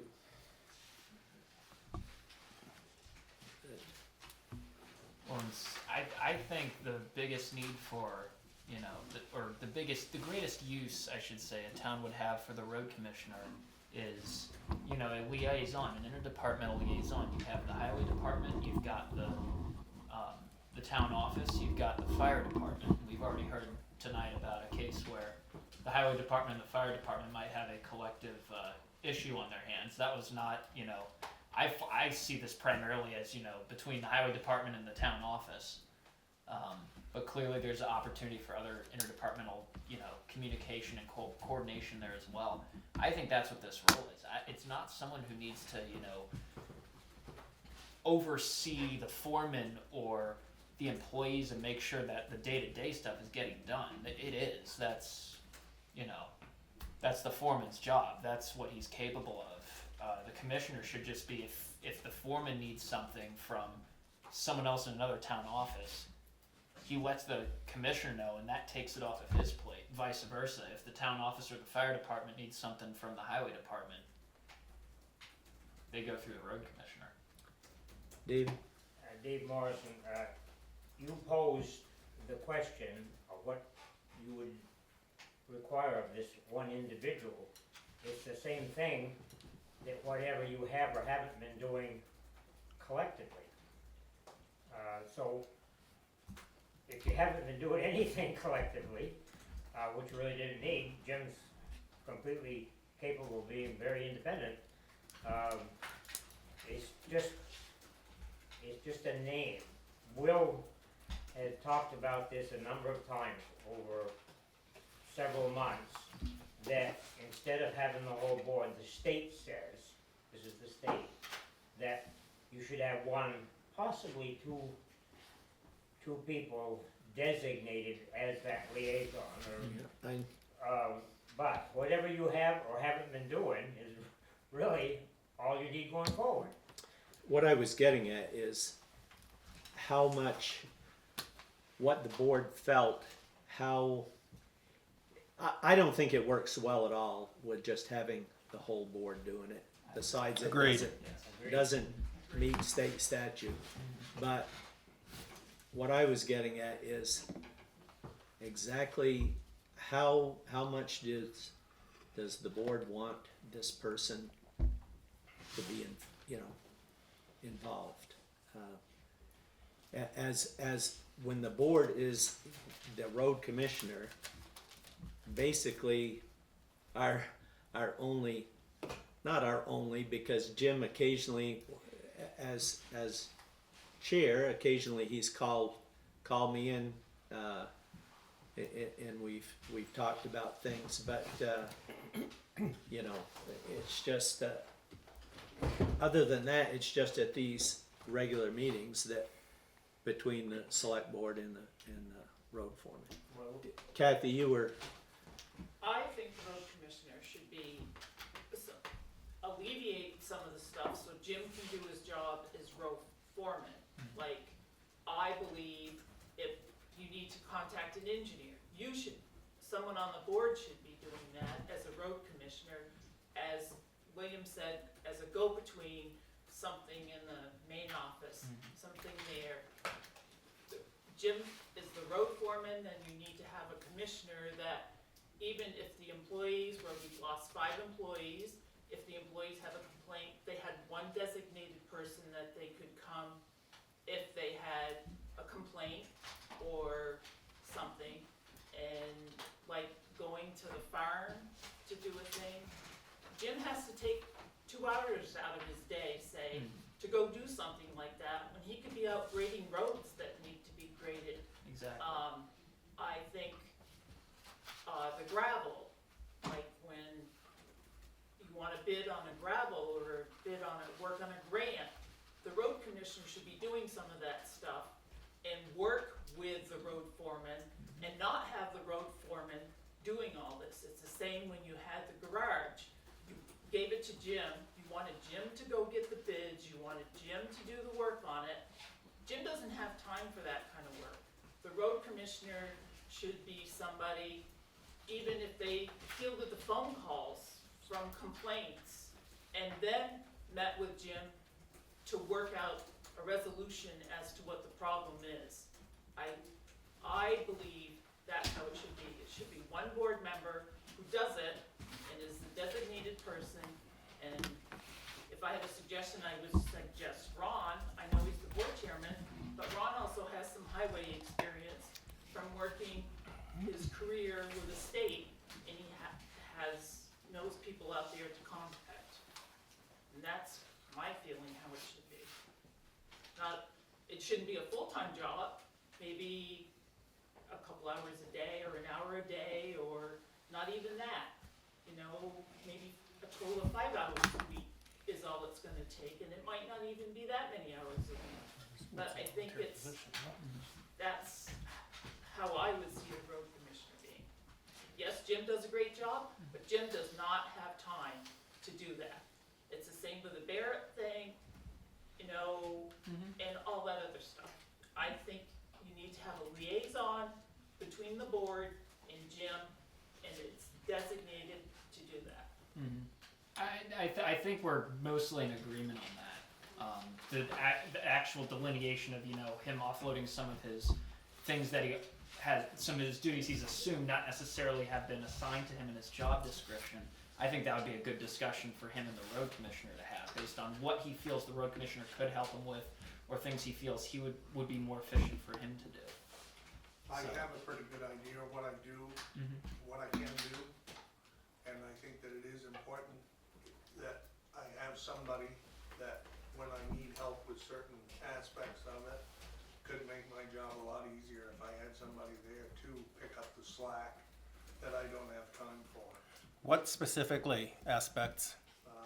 Just for example, for my edification. Can be, Going to the Wilson farm, yeah, could be that. going to the Barretts and working out a deal Yeah, with the that Barretts. could be one. And it's the same thing that he had to do over there, was it McLaughlin's on Remick Road? Yeah, And you put a lot of time into that. yeah. I mean, it's just, it's not any specific thing. It's that, you know, things come up. Things are constantly coming up. And you have to prioritize. You're over here trying to accomplish something, especially right now, you're out trying to grade, and then you gotta make 10 phone calls, and you gotta meet somebody here or there, and it just breaks up your whole day, and it screws your whole day up, so you don't end up amounting to nearly as much as what you could or what you should. You know, but I was gonna say, I think Will would be a good one, because of the simple fact that he got 3 years that he's gotta be here. We're not gonna pass somebody up. You know, if you do this yearly, You got Ron's on it for a year, then what are you gonna do? Well, You're I gonna may, find I somebody may else. keep running, and if I'm lucky, I might get reelected. Right, and if, you know, If you're lucky. I think Will would be a good person that I could work with. He's a good liaison. And, and maybe it's a select board this year, and if Ron doesn't get elected, maybe it's, It doesn't have, you're right, it doesn't have to be it someone on doesn't the have select to board. be a board No. member. If Right. Ron may wanna continue doing that job, he Yeah. could still do it, because it's not, Mhm. it's not gonna involve that many hours, but if Jim gets a call, he could at least call the road commissioner and say, you know, do you wanna do it, you want me to do it, and it would be a big help if you do it, and I don't have to drop what I'm doing. Yeah, or That's even, right. or even the simple matter of, you know, you're here at the select board meetings to give a department update. If there's nothing like pressing that requires you to, you know, speak on technical, you know, Right. in-depth knowledge, Right. that's something the road commissioner can get. Exactly, Exactly, yep. That saves you the time of having to be here. that's right. Not that we don't appreciate seeing you and like Yeah. talking to you, but Because it's time you get back. Right, well, cause we're paying him to sit here. Yeah, that too, but David? Just a historical note on, this is how we got into this firesome, or it was the threesome, was that Yvonne didn't want the headaches that Jim has to deal with besides running trucks and graders and loaders. So Yvonne wanted a solution, and we voted to make you collectively the road commissioner, and all we need to do is figure out what Jim needs and have a person to do that. Kathy was right on. Okay. All right. Anybody? Well, Kathy, I'm curious, since you've got some suggestions here, and the commissioner doesn't have to be a board member. What about you? are you an auditor? Did we re-elect you as I auditor? am an auditor. Okay, yes, that's conflicting office, possibly. Auditor? Yeah. Auditor conflicts with almost everything, cause she's checking what money got spent. Jim, David? Jim made an excellent suggestion. He would like you. That, I should would- it be the road foreman who is picking his own? Right, I think it should be somebody who has some sort of highway experience, personally, to do it. What are you gonna do next time when Ron's not, Don't worry if he about doesn't get elected? Then we could maybe find someone that's a citizen that would like to do it. My point is, I don't need a babysitter, I okay? didn't say you did. I know how to do my job, I just need somebody as a liaison that's gonna make my job easier. That's what I'm looking for, that's what I need. I don't think Jim should be picking his own. At the end of the day, if the thing that keeps coming back again is this, you know, public facing, almost like not a conflict resolver, but someone to handle, you know, going to talk to the Wilson farm and say, hey, you've got a manure blockage in the road, or going to talk to Mr. Barrett about, you know, here's the situation with the runoff that went into your yard. It's about conflict resolution. And what I bring to the table is I do this every single day as part of my job. You know, it's you know, on face value, yeah, life of a golf professional, what, you sell balls, clubs, you give lessons, no. Every day someone comes in upset about something, and it's how you handle that, how you handle their expectations versus, you know, what they're coming up against, and finding a solution.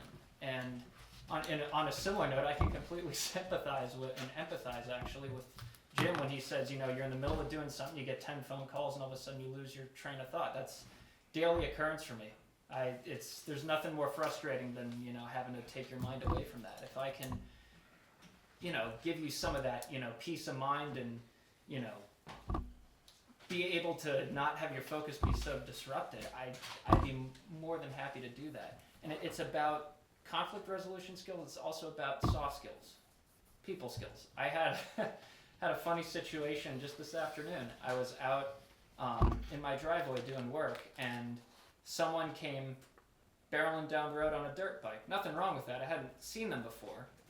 And then they came back again, and then I could see through the woods they were going down everyone's driveway along the road. I'm thinking, what is going on here? Turns out it was the downhill neighbor. They had family up from Connecticut, and it was a kid looking for places to ride. So, in a situation like that, yeah, I could have come in and said, hey, stop going down other people's driveways, but I didn't. I said, hey, it's not a good look to be going down people's driveways, but you're looking for places to ride. Here, let me tell you, here's where you can go, here's where to avoid in the neighborhood, this and that. That's a key aspect to this. And I just come naturally to it because I do it every day as a living. If I wasn't good at resolving conflicts as a golf pro, I'd get fired in a heartbeit. So, is anybody gonna volunteer? And I have a quick question. Can we- just two things that I wanna add. I think that it should be somebody that I can work with this notion of I shouldn't be able to pick whoever. I'm not looking for somebody that, I'm looking for somebody that I can work good with and be a good team with, because that's how things get done. And no offense, Ron, but I've included you in other things in the past, through the catastrophic failure stuff and floods, and you just tend not to move as fast as sometimes what I need done. No offense, but. I have been I was very hesitant to act too much from time to time on that because of what happened to a former board member, being told that he was acting unilaterally. And so I was a little hesitant sometimes. But I don't, and frankly, I'm not sure that I want the job,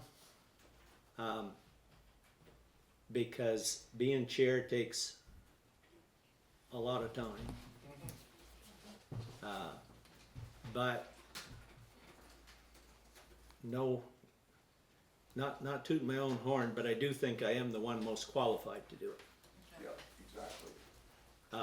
It all depends to what extent you're involved. And That's what it comes down to.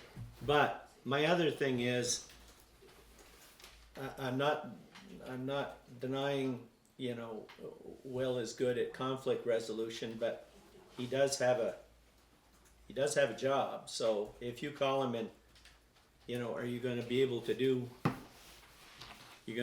just drop whatever you're doing and do what he needs done?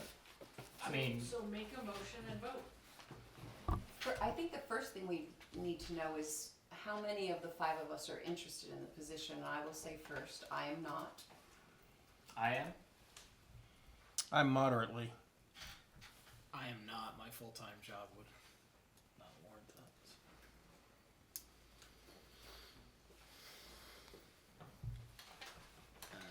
Moderately, I guess. I mean, I just said what I thought before. To move this forward, I'm going to make a motion. The person who sincerely wants to do this job, I'm going to make a motion that we elect or nominate, let's see, it would be appoint. Will, the road commissioner.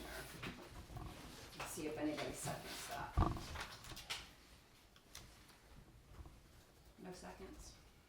Well, before I second, I'd like to know what Ron would bring to the table as a road commissioner. I mean, I understand your extensive experience in roads, contracting and whatnot.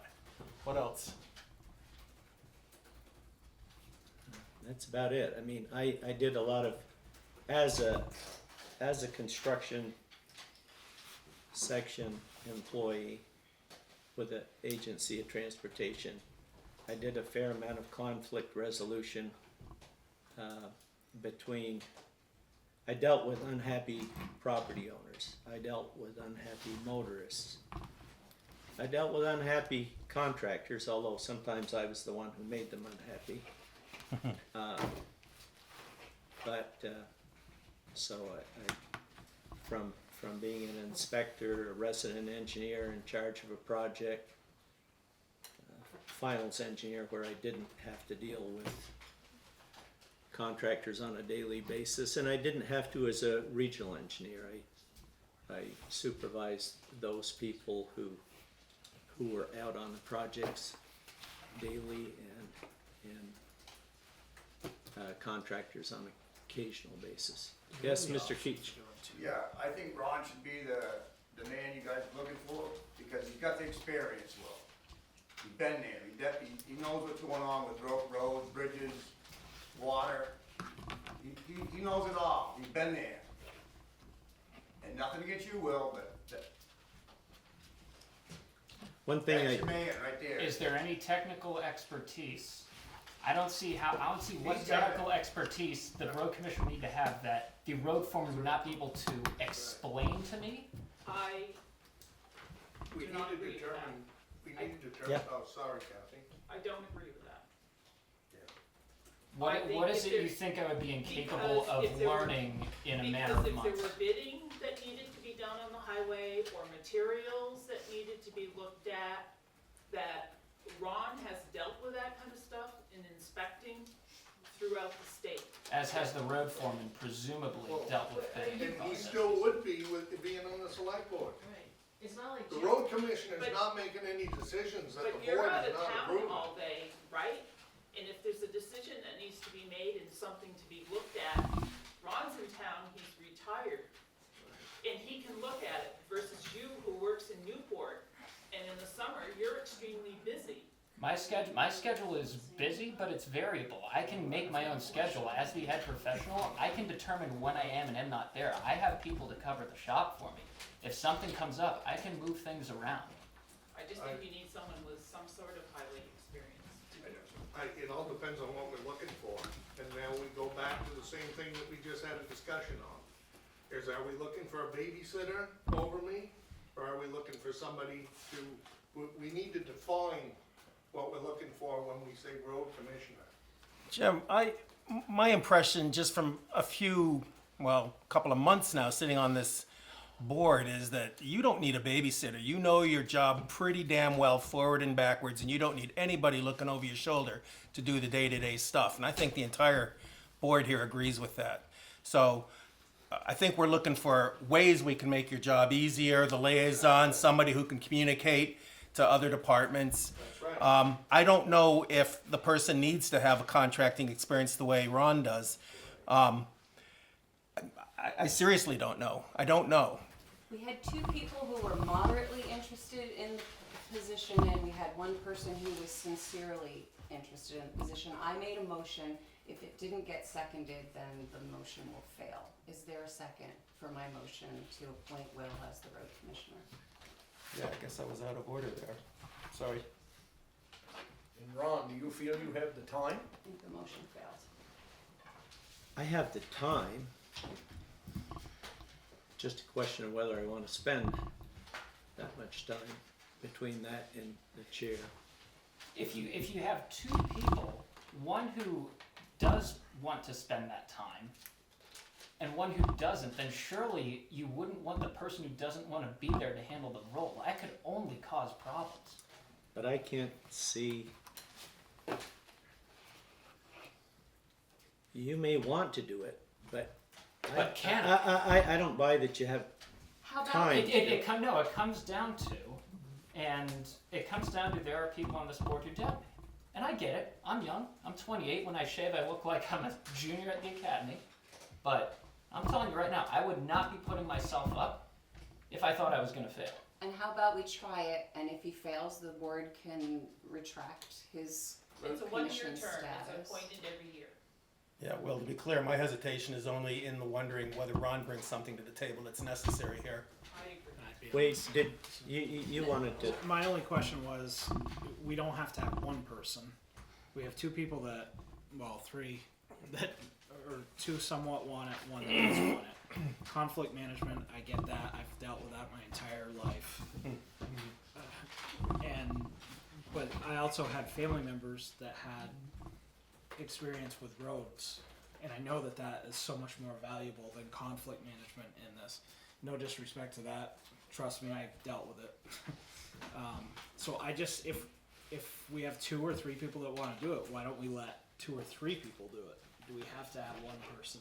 I think the responsibility gets muddled that I- way. I think a single Okay. point is preferable. I could see the argument for two. And what's not to say, Will, if Jim asks you to do something that's over your head, would you not reach out to Ron, who might know that, and, you know? I don't see why I wouldn't. As road commissioner, it's not like I believe that I'm, the paragon of all things roads. That part of being an executive is, knowing when to ask for help. I have no problem asking for help. Absolutely none. Okay. Ron, how would you feel about a two-person road commission? Well, I don't think, I guess, the only thing I could see is if Will was handling this stuff, being the liaison, and if I was there when,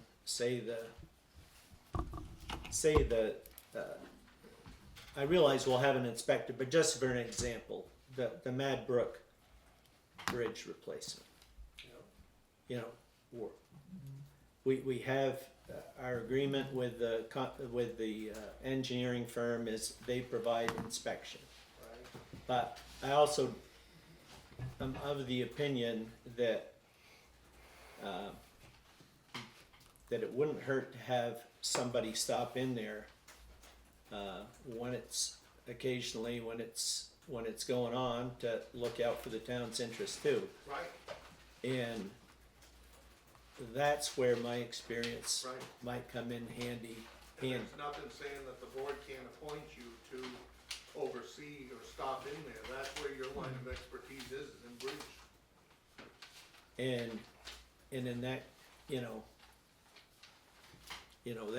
that's a possibility, because, I don't know if when this other one was done, if there was a Ruggles had an inspector there, He was there every day, yeah. supposedly. But- I wasn't. Yeah, I just know that I stopped there once, and I only stopped there once, and it was when the guardrail was being installed, but there wasn't anybody there inspecting. So I wonder if, in the interest of efficiency and time, we could entertain another motion, which I'd be happy to move, which would be motion to appoint Will and Ron as co-road commissioners for Waterford. I'll second. Who seconded? Wade. Discussion? Further discussion, should I say? How does it feel to you?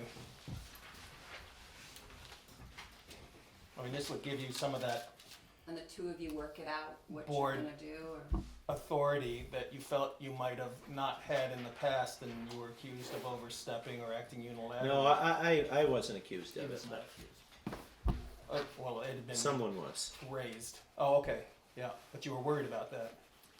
Yeah. So in any Because, case, the board would then, cloak you with the authority to take some means of oversight. okay. Well, and just as co-road commissioners, having the ability to say, hey, I can handle this, can you handle this?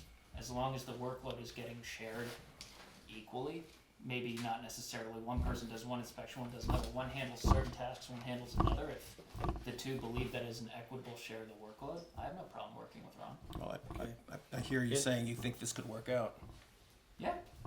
Can we split the salary? I don't half of believe zero there'd is be still any. zero. Yeah. Okay, Anyway, the motion's on the table then. okay. Motion's on the table. If there's any more discussion, all those in favor of Has appointing, been seconded. Wade seconded. Wait, seconded. Okay. appointing co-road commissioners, Will Jones and Ron Gray, say aye. aye. Aye? Those opposed? How many ayes did we have, all five? No, I 3, didn't. 2 abstentions. 3? Yeah. 302. Yeah. Congratulations. Woo! Fun. that was a struggle. Municipal Code of Ethics. I know I asked you about this, Deb, but With I- the new state ethics mandate that came down January 1st, we need a municipal code of ethics and we need an ethics complaint investigation ordinance. Which I don't believe we have either one of those. So, What's- Ethics complaint, and what was the other one? Municipal code. code of ethics Uh-huh. and an ethics complaint investigation ordinance. and is there a time period we have to have these? And more importantly, is there a Vermont League of City and Town template? That's what I was Go gonna in and ask. take? I do believe there is. That's all I will, I volunteer to do that. Go Yeah, I Sue. was gonna ask you, Sue, if you would, I don't mind at all, no, I mean. especially it- when there's a template. No, but what I was getting at is, you were appointed, I'm the ethics officer or the ethics something or other. Yes, so Or I the will. town you or had- somewhere else. Now, we're supposed to all receive a 45-minute training? That's later in the agenda. Oh, okay, sorry. All right, Okay. but I will do that as the ethics officer. So that's Okay. not an action item today. You'll bring something back. We'll approve it next Yes. meeting. Yeah. Okay. okay, And I'm sure with any ordinance, doesn't it have to sit for 60 days or something like that? Yeah. okay, thanks, Sue. Cemetery Committee. What do you wanna know? Who's dying to get in? Is, there was some question, and now I'm not sure, A Question- sexton was gonna be a hired. sexton was going to be hired, appointed, or something, and, We put a line item in the budget for a sexton, which didn't pass at town meeting. Has it been advertised yet? No. okay, Is it going to be? Yes. Okay. Because it was approved by the tax. My question is the sexton gonna be someone that sits on the cemetery committee already? I had heard that the person that was interested was already on the committee. There is one person on the committee, yes, that is interested in it, So I guess my overall question is, do we need both a cemetery committee and a sexton, or do we need one or the other? Would you like to speak to that? 'Cause I think we need both. Both, yeah. I'm Mark Okay. Hackman, by the way. Oh. I'm the one that's interested in doing the sexton. Okay, and you're on the committee as well? Yes. Last year, Deb and I actually spent a lot of time getting graves set up and marked out for people to be buried, and it was very time consuming. And we are on schedule to probably do another 10 this year. We already have 4 lined up. And we'd like to have, I don't know if this is time to bring it up, but we've asked a couple people to be on the committee because we had one resign, well, actually 2 resign. One due to health reasons, and I'm not sure of the other one, but it doesn't make any difference. So that brought us down to 3 people. So in order for somebody to concentrate on burials and also do a bunch of stuff with the committee, that's kind of a hard, It's a lot of time. a lot of time to take. So I would focus, if I was appointed, however you wanna do it, I would, work on the burial stuff, and the committee would work on procedures. Would you like me to give them the list? Sure. We have the new area that needs to be reconfigured, somebody to take the reins on the new development area. There's installation of fences, there's the flags that need to go in and out, there's investments that should be looked at, there's cleaning of stones, there's verifying veteran stones, green burials, there's a lot. These are the roles of the sexton? No, these are That's things that the committee. cemetery committee would like to tackle. okay, And having the sexton would be like a physical position who would go out and handle the manual stuff, and the committee would also if the sexton also happens to be someone who serves on the committee, they're also influencing policy. Right. I agree. I think both is a must here. Now, the sexton becomes a town employee Yes. that reports to the select board, true? Or does that person report to the cemetery committee? No, it has always reported to the select board, because they're a town employee. Because I would have a problem with it reporting to the cemetery committee. That's fine. I mean, I'm generally the one who works closely with the sexton because I'm the one who gets the phone call from either the family or the funeral home. And then Mark and I last year went, looked at the map, said, okay, there's And you G3, sell the- where's G3? And You sell the plots, true? once we figure out where, I'm the one who does the paperwork for the plots, yes. No? You all sell them, I just do the paperwork. So are you saying the sexton's gonna remain on the cemetery committee? I don't have a problem. I don't see why not. I mean, you're a town you're elected, but you're on town payroll. You serve on the cemetery committee. I don't see, there's no conflict of interest there. I don't see how a sexton could have a conflict of interest. No, because he has no control over money. I was gonna say, if he Yeah. reports to the select board, then it doesn't seem like there's a conflict of No. interest, or even an optics of conflict. And the cemetery writes the policies, but the policies have to go before the select board to be Correct. approved. Correct. And any changes have to come before the select board. If you were But to, as far as doing the work, some of it was done prior by the historical society, and the historical society has pretty much disbanded, so the cleaning of the graves and some of the maintenance of the cemeteries will have to be done by the cemetery committee, because the fence was going to be done by the historical society, and that all just kind of went by the wayside, because you only had one or two people that were part of the historical society. If they're even still together, I don't know. and the historical society went to the town, asked for the name change, and now it's our responsibility to change the sign. Right. So do you have two members that you'd like to present to the Yes. select board for us Oh, Yes, I do. okay, Yep, to yep, we appoint do to have the two cemetery? sure. We have, Gary Allard and Lynn Fleming.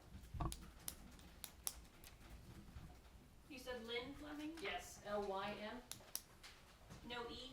no E, And Fleming? Fleming, Lynn Fleming. Okay. Do Well, anybody want to make a motion, or? I will make a motion. I believe I can do this in one fell swoop to appoint Gary Allard and Lynn Fleming to the cemetery committee. I second that. Any discussion? If not, all those in favor say aye. Aye. Those opposed? And if you'd like, I'll put out a sexton advertisement. If you could send a copy of that along to me, I can post it on Facebook, Front Porch Forum, etc. Perfect, thank you. Okay. Remaining appointments. First up that I've got is Animal Control Officer. James Yang is still interested. Okay, I'll move to appoint James Zhang as animal control officer. I second that. any discussion? If not, all those in favor of appointing James Zhang as Animal Control Officer say aye. Aye? Those opposed? Energy Coordinator. Tim, I believe you said that you would consider this. I would consider this. I think it's an incredibly, potentially, involved and complex position, if it's done correctly. It wasn't last year. Well, yeah, nothing happened, and I think something should happen. Yeah. I guess, You say it wasn't done last year, so the position went unfilled? Or? No, I was in the position and I really didn't know Okay. what I was supposed to be doing, and so I was sort of joking. And Colin told us that he was expecting an energy audit of the fire station and that one never materialized. Yeah, what happened there is we were allowed, I believe it was a grant or something that we had to do the energy audits, and we could only do two places. Oh, would we be able to maybe do the fire station this year with There's a no grant? grant available. Okay. Okay. Tim, you're still interested in the energy coordinator position? Yeah, in my view, it goes way beyond insulation and building energy. We had no volunteers, correct, Deb? None that I'm aware of. It's your job if you want it, Tim. It's what, appointment for a year? Mm-hmm. I want to see how far Well, it can go and what's until possible. Until next town meeting when there's a new board, so Mhm. it's less than a year at this Mhm. point, but yes. I Sure, mean- I'll step into it if you Yeah, I want. make a motion that we appoint Tim to the energy coordinator position. I'll second that. Okay, any discussion? If not, all those in favor of appointing Tim Yarrow as energy coordinator, say aye. Aye. Aye. I'm abstaining. Those opposed? I abstained. Okay, next is communications district representative alternate. Excuse me. Communications district alternate. Northeast Kingdom Broadband. I reached out to Bill Piper to ask him if he was willing to do that, and he said he was. Oh, Good. okay. Cause Mike Barrett is the lead one. Yeah. So if Move to appoint Bill Piper. Second. okay. Tim, did you first? I did. And Will, you seconded? Yep. Okay. All those in favor of appointing Bill Piper as communications district alternate, say aye. Aye. Aye. Those opposed? NVDA rep and alternate. I called NVDA because I just wanted to find out, you know, how involved this position was, because I don't think we had anybody with experience. They said they hold quarterly meetings. They're hybrid meetings, so you can either attend in person or I don't know if you're Microsoft Teams or Zoom meeting or something like that. So it's quarterly.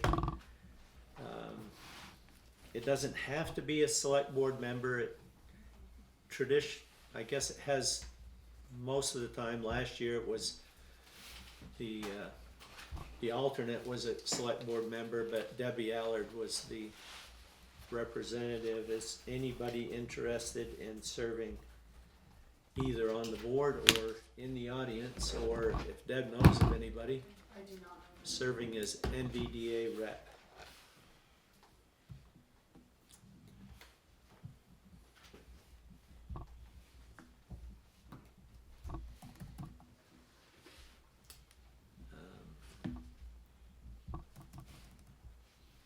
I repeat that it's traditionally a board member, so if a board member would like to be so kind as to volunteer to do this, Well, I will volunteer because I'm probably the one with most time at this point, with you and Will as road commissioner and Tim as our energy coordinator. I'll try it, okay?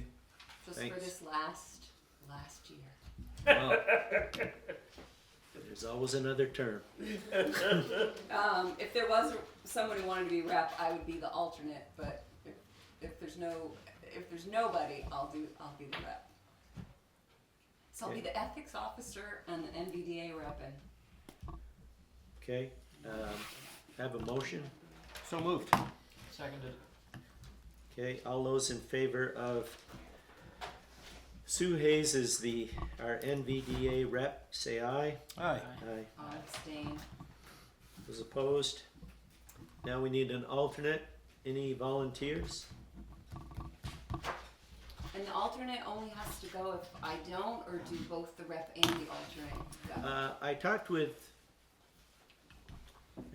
with Marcia Martell, and she was the alternate for several years, and she didn't attend any meetings. Okay, It was just Rob Began was the rep at the time, and he attended the meetings. so I guess, Should Marcia have been there? so I guess I'm on the hook for 3 or 4 meetings with no alternate. I don't know if she should. I don't think she skipped them. I think it was just she was alternate as somebody to be there if Rob couldn't. At least that's my understanding, and I don't know. Okay. And I'll get some contact information from you so I can find out when these meetings are. Wade hasn't volunteered for anything yet. Yeah, he just If I did. could No, get right. Ron in. You can be an alternate? So I call you if I can't Yeah. make it?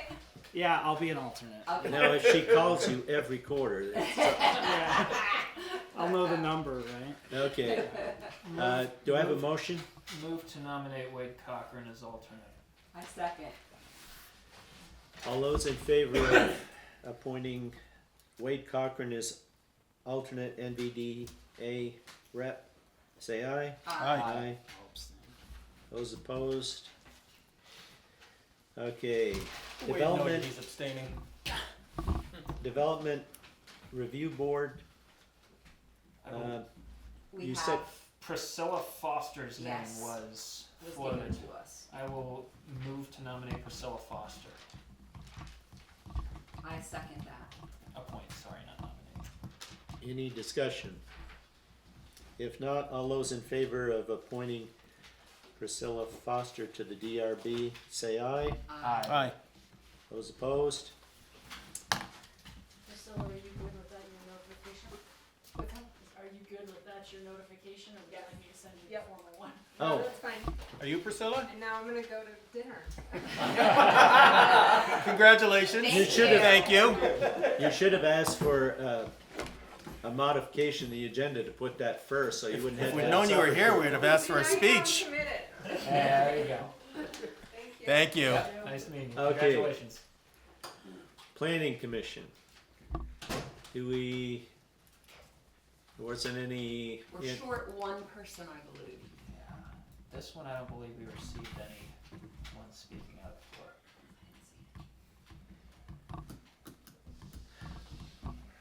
No one volunteered, Deb?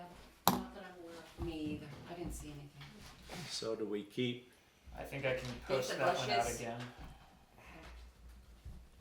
Jason Miller didn't want it. Keep looking. Who did? He's school board chair, so Okay. I'm assuming he's kind of busy.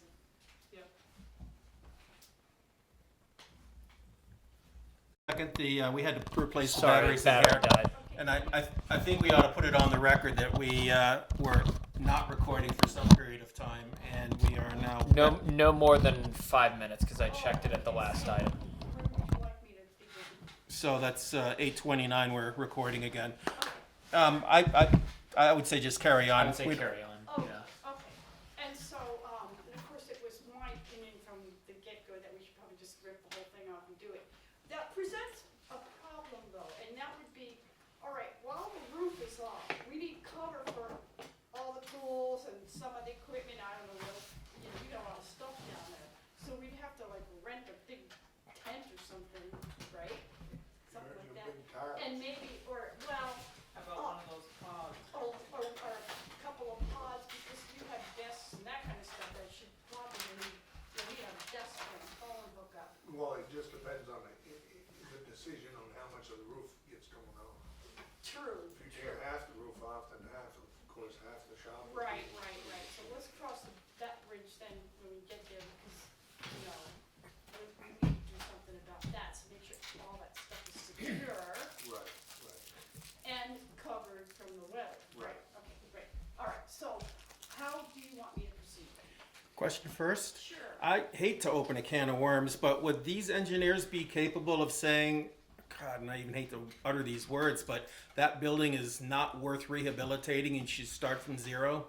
I'm gonna ask him that question, and I think they would be capable. I mean, they are, they're pretty, they have pretty extensive experience. Okay. And doing all kinds of structural analysis and structural design, so that's a good question, and I was gonna definitely ask him, so what do you, my way I was gonna approach is, well, what's your professional opinion as to what is the best option here? Right. And so I'm just happy to. Because we need a scope of work so that we can put it out to bid. Exactly. And time is running out. And time is running out. And so I wanted to, and was hoping that have this signed and send that with just, so we could get this process started, so we could have the engineer come look at it, so we can get back with what do you, in your professional opinion, suggest that we do? Sounds great. And so I would like, I can bring you this letter. But doesn't the letter, Well- isn't that estimate between $3,500 and $4,500 to do this? Based on, it's, yeah, basic comp shall be time and estimated, yes, it's estimated, yeah, that is correct, between 3,500 and 4,500. Does that include a scope of work Plus being written, expenses. or is that just checking the building out? You know, I don't know. Structural, okay, I can just read the letter. Okay, let's do it. Okay, scope of services. Provide structural engineering services for the renovation of the existing roof at the town garage as outlined in the scope of work received via email on March 10th, 2025, which is, you've all seen that because I, made sure everybody got copies of that. It is our understanding that the town would like to replace the roof with a uniform pitch roof with a ridge centered over the existing footprint and 14-foot tall walls on each side. Now, I didn't say that that was my preference, but I think he's already kind of read that into it. We understand that two options are being considered. Option A involves removing the roof over the addition and overframing new trusses over the existing trusses. Yeah, and that's partial. Yeah, that's the Roof tie-in. replacement. Yeah, it's kind of a weird thing. And option B is full replacement of the existing roof with new trusses spanning the width of the building. Structural scope includes completing an assessment of the existing framing to determine if the existing trusses and our walls are adequate for either of the proposed options. One site visit to measure the existing framing is included and assumes the town will provide a ladder or lift access to the existing trusses and provide access holes as required to determine the existing truss configuration and member sizes and confirm the existing wall stud sizes and spacing. Output will be a report summarizing our findings and providing our, opinion on the acceptability of the proposed options. And they can tell us that neither one is probably a good option, depending on the structural integrity of the rest of the building. So that would be probably wise to do. And then, now Jim, question for you. Do we have access holes up into the attic already? One, okay, great. Is there a ladder down there? I've got a bucket load. All right, and then at the point that, It's a. Elevator. Come on, you crush it. It's a lift. They only said That's lift, they didn't okay. say what. well, no. Look, I picked apples by standing in the bucket of the tractor, okay? Same thing, redneck lift operator. Anyways, the proposal does not include design of reinforcements to support either of the proposed options. It is decided that design of framing modifications to support one of the selected options is desired. A separate proposal will be provided once the scope of work is determined. So that's if we would need additional engineering, which we don't know. See, we don't have a lot of questions here. That's why I said originally that I think we need an engineer to come in and look at this. Or $100 an hour technician. Well, the Either technician's way. $90 an hour. Okay. The junior They're gonna engineer- use whoever they, Yeah, think they whoever need they to. send out, Yeah. whoever they deem is appropriate is who they're gonna send Suki, out. I was wool gathering over that while you're reading the last paragraph.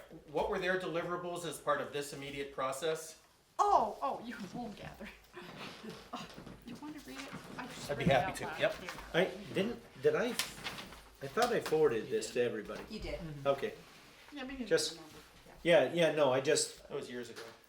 Right, just so wanted I just to- wanted to, know okay, where are we and what would you like me to do? Because I'm happy to work with We gotta get Jim it and started. the engineer to get this started so we can get this. and the reason I contacted Suki is she was working on it before Right, she, and I said I would continue. and she said she would, and I asked her and she said she was still willing to work on it even though Yes. she, Yes, Awesome.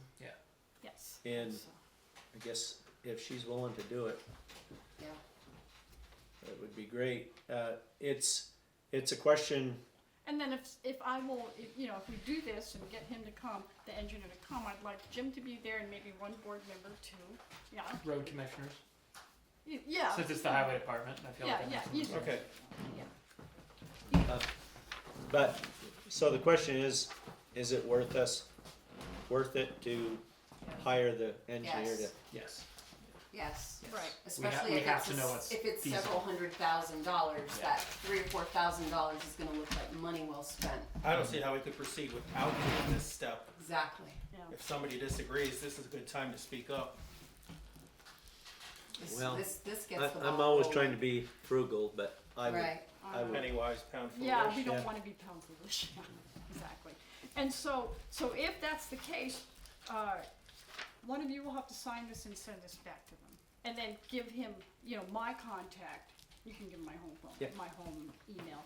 And so that I can go down there and meet with him and I'll arrange a schedule or something and Okay. send it to everybody. Do we need to make a motion to? We do. That's Send all. the So letter I'll of just agreement leave this with you. back to the engineering firm. Well, we're encumbering as much as $4,500 then? That'll be part of the town garage renovation. Yeah, It's the a- capital it's a reserve. cost. Well, it says between 35 and 4,500 plus expenses. Plus expenses. Okay. The expenses, I would Mileage assume, and things like Yeah. that. what's that? Mileage, getting there, things Yeah. like that.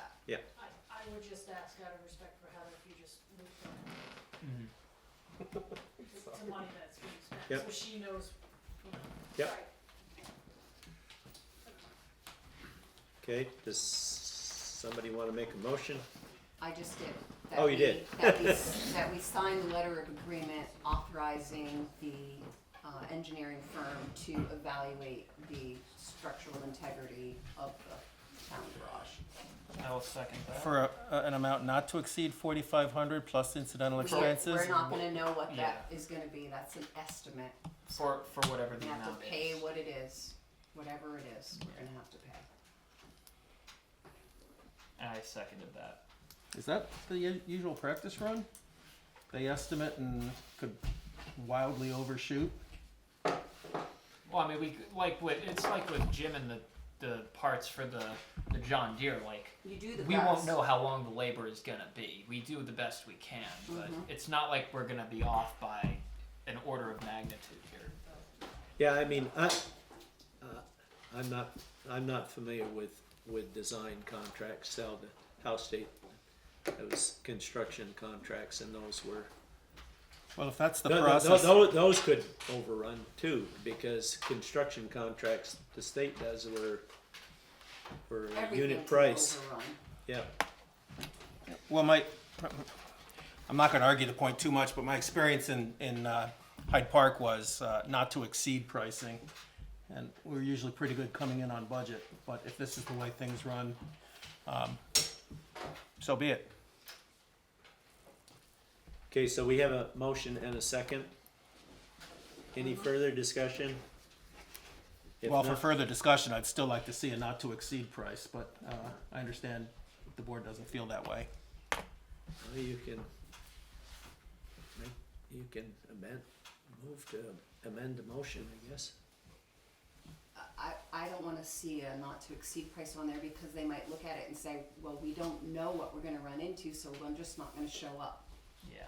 Or they could call us back and say, well, or does They- that they just gave delay the us their- process? They gave us their best estimate based on Suki's description, that's what we It's- have. Can I just make it? Yep, It's one more delay to Yeah. this project. Exactly. I take that That point. has to be done, and the money has to be spent This before year. the end of this year, Yep. or we are going to lose it. Yep. And it needs to be recognized that it has to be spent now. Absolutely. And we've been working on this for almost Yep. 4 years. okay, we got a motion. All those in favor of the motion say aye. I Aye. Those opposed? Okay.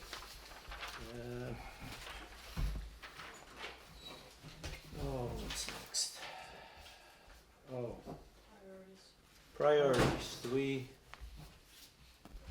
still wanna do this? Well, we've seen each other's priorities now. Yes. I think we were all over the map from what I could see. But some of those can be consolidated down Some into like of the them- same thing, like the verbiage was different, but Sue and I had priorities that were listed as different, but we are Yeah. basically the same thing. I tried to condense the best I could, but y'all sent them really late to me. I didn't Yeah, get your well, and message we till were this also afternoon. So vague. Like I sent you a list with literally the titles. Like that's you can't read my mind. So I don't think that's on you at all.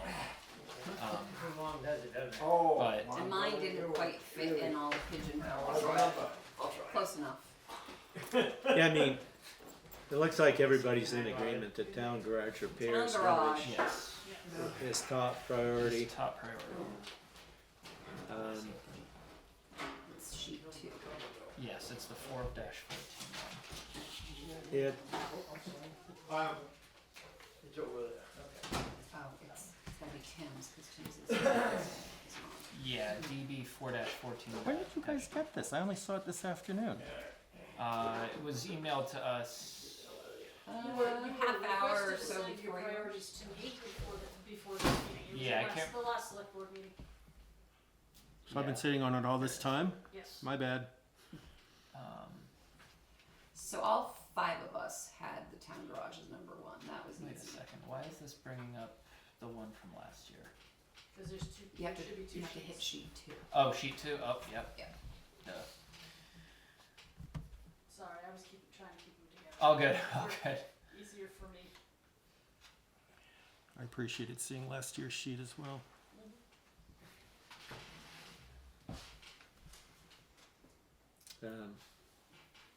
yeah, we are kinda all over the place with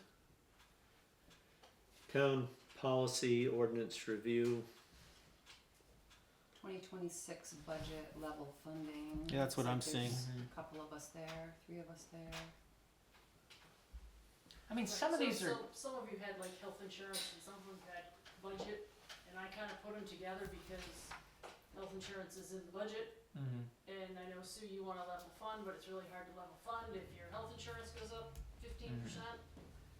You know, so those two things tied together, that's why I put them together. And I threw health insurance in there because at the last budget process, it was suggested that do we price shop between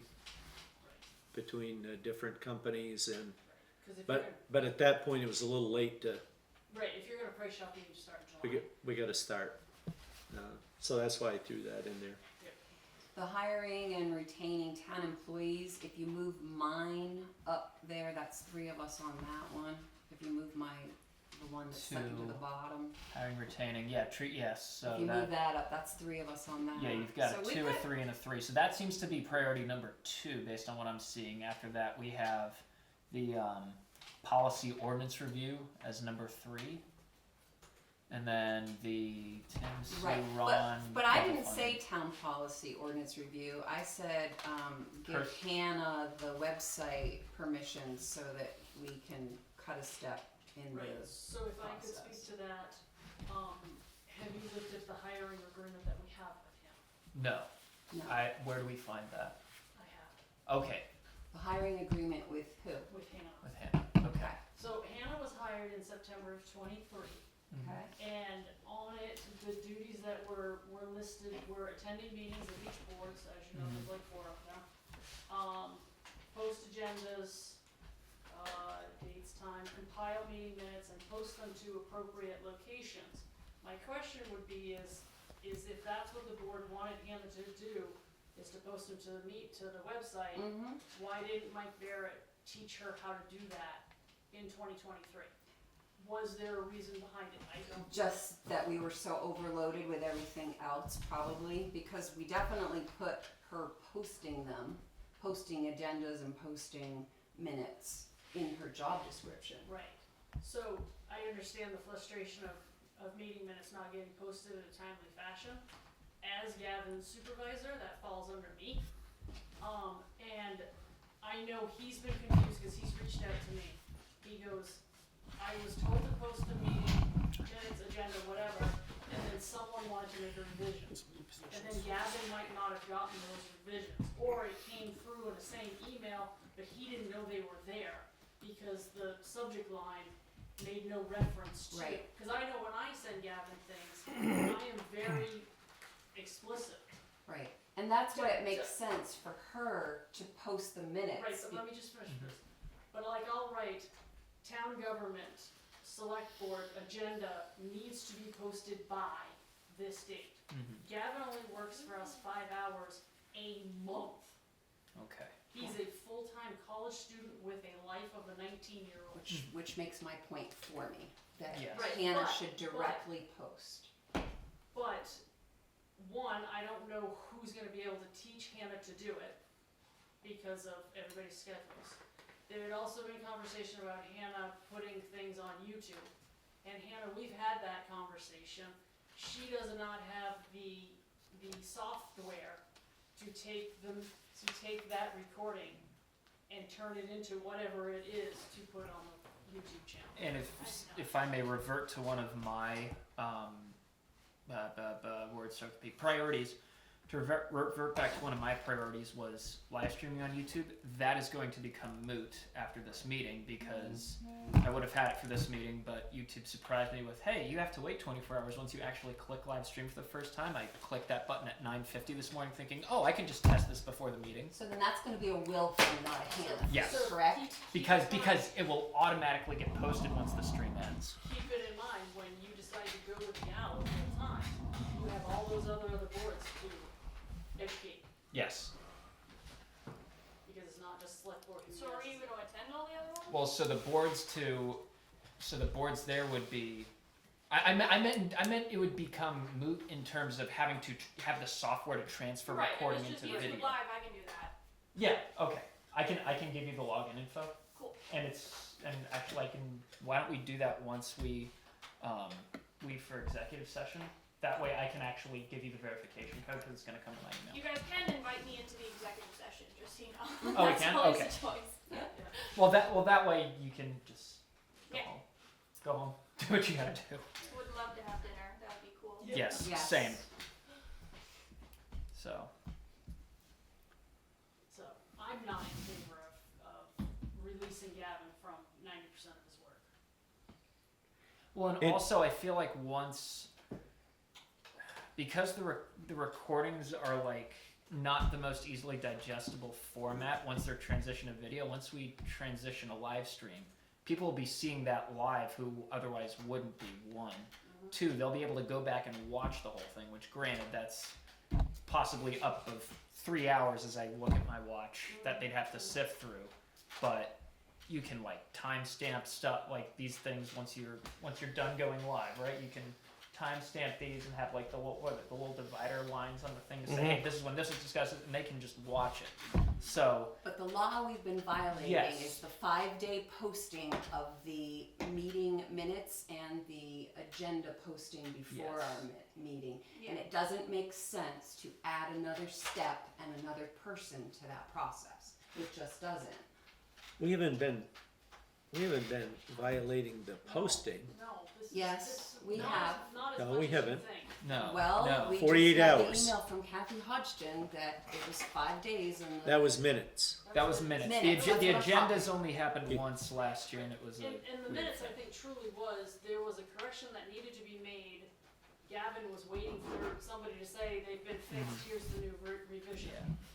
Yeah. Yeah, I think we're trying to reinvent the thing when it's been working pretty well. We had a hiccup. It Yeah. hasn't worked well at all, Ron. We've gotten in trouble a lot of times for late posting. I don't think so. Deb, you said our college, First I've 19-year-old college students working 5 hours a month to do these postings that we're relying on? Yes, yes. So you, 5 hours a month is what Gavin works for me, yes. Yeah, He also fixes the website, like all this personnel that's changed. in the 5 hours. Yeah. And that's great. He could still do that, but posting the meeting minutes. Yeah, I'd is like to a not screw law. this up. I'm with Sue on this one. I mean, we're shooting ourselves in the foot if we don't get our hands around this. This is an easy, low-hanging fruit. Come on, guys. But my thing here is what is like so the exact procedure that happens is once the meeting ends, Hannah, you have the minutes, you type them up, you send them to who? Ron and I. Ron, First. Yeah. Okay. As long as there are no like vulgarities or anything in Hannah's write-up, I feel like that should just get posted first thing because any other modifications to minutes can happen at the next meeting, and then. But she sends us stuff like she didn't catch someone's name, or I mean, there's question marks and highlights in there, and Ron Okay. and I can sort Well, through I sent that. a very similar email. Did you guys get that? I sent it to Gavin, but I CC'd everyone. That like after after the initial one that gets sent to Sue and Ron, then she gives me this person's name is, that's spelled wrong, blah, blah, blah. Then I send it to Gavin, and that's the one that can be posted immediately. And then I can make revisions before it's approved during the meeting. Any revisions can happen before it's approved or disapproved. Yes. So that was why I was confused why he was waiting for a revision when he didn't need to. So I think there was Yeah. just a misunderstanding. Right. Yeah. Because the law provides, like, even if they're a rough draft of minutes, as long as they go up, that counts. Right, Right, So- because then you can put up a different one But- with the correction. right. But some things, it's just Well, I fix the rough edges if you can first. Although Hannah, her note taking is becoming more and more exceptional. I guess I've never seen that. I always just assumed that was, you know, the final product was what came out of directly out of what you were typing. Which it is mostly there. Yeah. Just I didn't realize the extent. Like when you said in the email names, I thought you meant names of people who were speaking out here because like it's hard for you to Well, that see too, them, yeah. and they don't always identify themselves. Yep. I didn't realize it was like actual like who made motions and stuff up here. And just so you know too, our website is not user friendly. No, but it's also no worse than any other town's website around here. That's still figuring it out, you've been doing it for 2 years. Yeah. I hope that he changed it over so now Howard's off and there and Sean's on it. It should be, I gave him a ton of revisions to make last week, I haven't followed up to see what he got. So we need Something to I take would some like sort to of action, it change sounds is like. that the most Well, if recent the board minutes decides we are need at to the take top. action, I don't see that we need to, but if you wanna make a motion to do something, then you gotta figure out how to do it. If you want Hannah to post them, we gotta have some training or something, right? So Yeah. under priorities, discussion action, one of my priorities was to do just that, to eliminate that middleman step and have Hannah post. But like Deb said, she has to get trained and have authorization to get on the website. Well, that's And the passwords and software access, right? Passwords and access, yeah. I don't think my current teeny tiny laptop would be able to do that. I'm running on basically, Right, So what software does Gavin have that enables him to edit the website? I don't know, cause it's over my head, so I don't ask. originally when I was hired, Mike said that there was a town laptop that could be used, but it was never brought up again, so I don't know if that still exists. Library Since laptop? No, the town owns a laptop and it's in very rough shape and I use it for elections. Since it was my priority, I will contact Mike Barrett and find out how to get Hannah permissions to, and training to do that. Right, and then you could ask Mike why he didn't follow through with it 2 years ago. Well- What the reasoning was behind it, And I'm hearing Hannah mention she may not have the capability. capability with her It's computer. definitely worth giving it a try, cause Yeah. my laptop works, it's just very, I got the cheapest one I could find, you know what I mean? Well, I'm assuming this involves a certain level of like coding in HTML, which I did once long ago for a project in college. But like, if you wouldn't mind looping me in on that, if it involves anything like that, I may be of some help. Okay. Yeah. Computer science was my minor, but yeah, it wasn't. Yeah, that'll be. I was no figure out. A I have some student in that. experience in that as Yeah. well. Would you I like just to don't have contact the money Mike for Barrett? I know a him very computer well like that. and have Yeah, I some- could contact Mike. And Hannah, maybe it's just a I'll matter pass of that you and I working on it. Sue, do you want to formulate a motion? Yeah, I would be happy to come into the office and do it on one of the computers here, but I also been denied access to the computers here, so we could change that, and I would use these computers.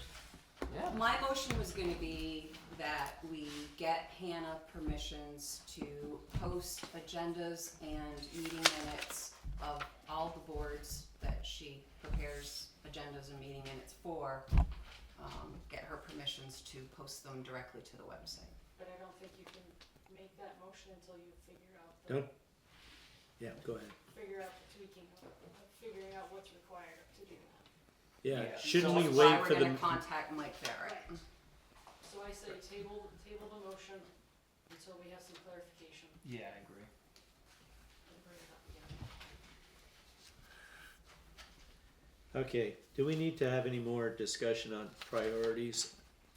I think, I would suggest we move on. yeah, in light of the hour, I would I like to. agree. The next two things, select board ethics training, if you were, VLCT is offering a bunch of trainings coming up, Yes. including open meeting law. yeah, that's the next one. Select board ethics training is, I think, So maybe you have sent us the I link. can fill you in a little bit on that. I have the website to take the training. I took mine last week. I was at hers over the weekend. It's a 45-minute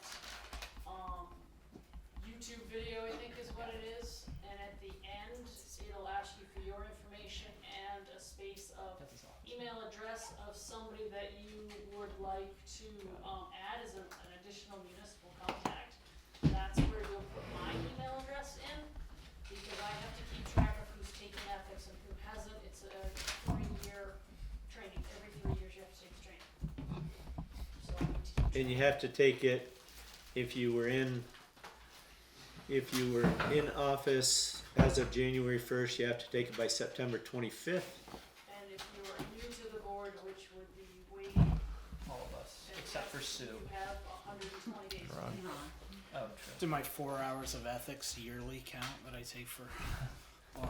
Which is very easy for you. You should be fine. Yeah, so that It was one. online, wasn't it? It's online, Yeah. yep. And I'm just gonna do it and get it over with. Yeah. Yes, What's it your is. email address, Deb? I mean, I know I should know it. Town clerk Town clerk. at Waterford, VT like the state. Yeah, .gov. So just to be clear, the 120 days for those of us who were so for Tim and I, that's July 2nd. Wade, for you, that's July 25th. You have to do that How by. come I get longer than?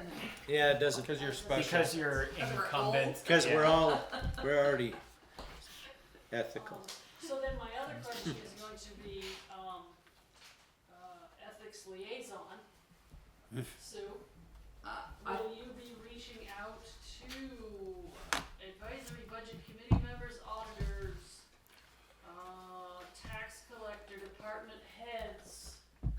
So this is everyone. First constables, okay. listers. So what I did when I got appointed is I had to send my name into the state, and they sent me an email saying, this is gonna happen and we're gonna contact you with all your requirements. I've not heard a word from them. So what I'm asking is, who's gonna reach out to all these 15 or 20 people that is It's required to take it? the ethics training. Yeah. I can reach out to them, but let me take it first so I can actually advise them how to do it. Yep, and then if you want, when you take it, let me know and I'll give you the long list of people who need to. Okay, that's a deal. I'll need the list. And is there a link that you can send to us, or?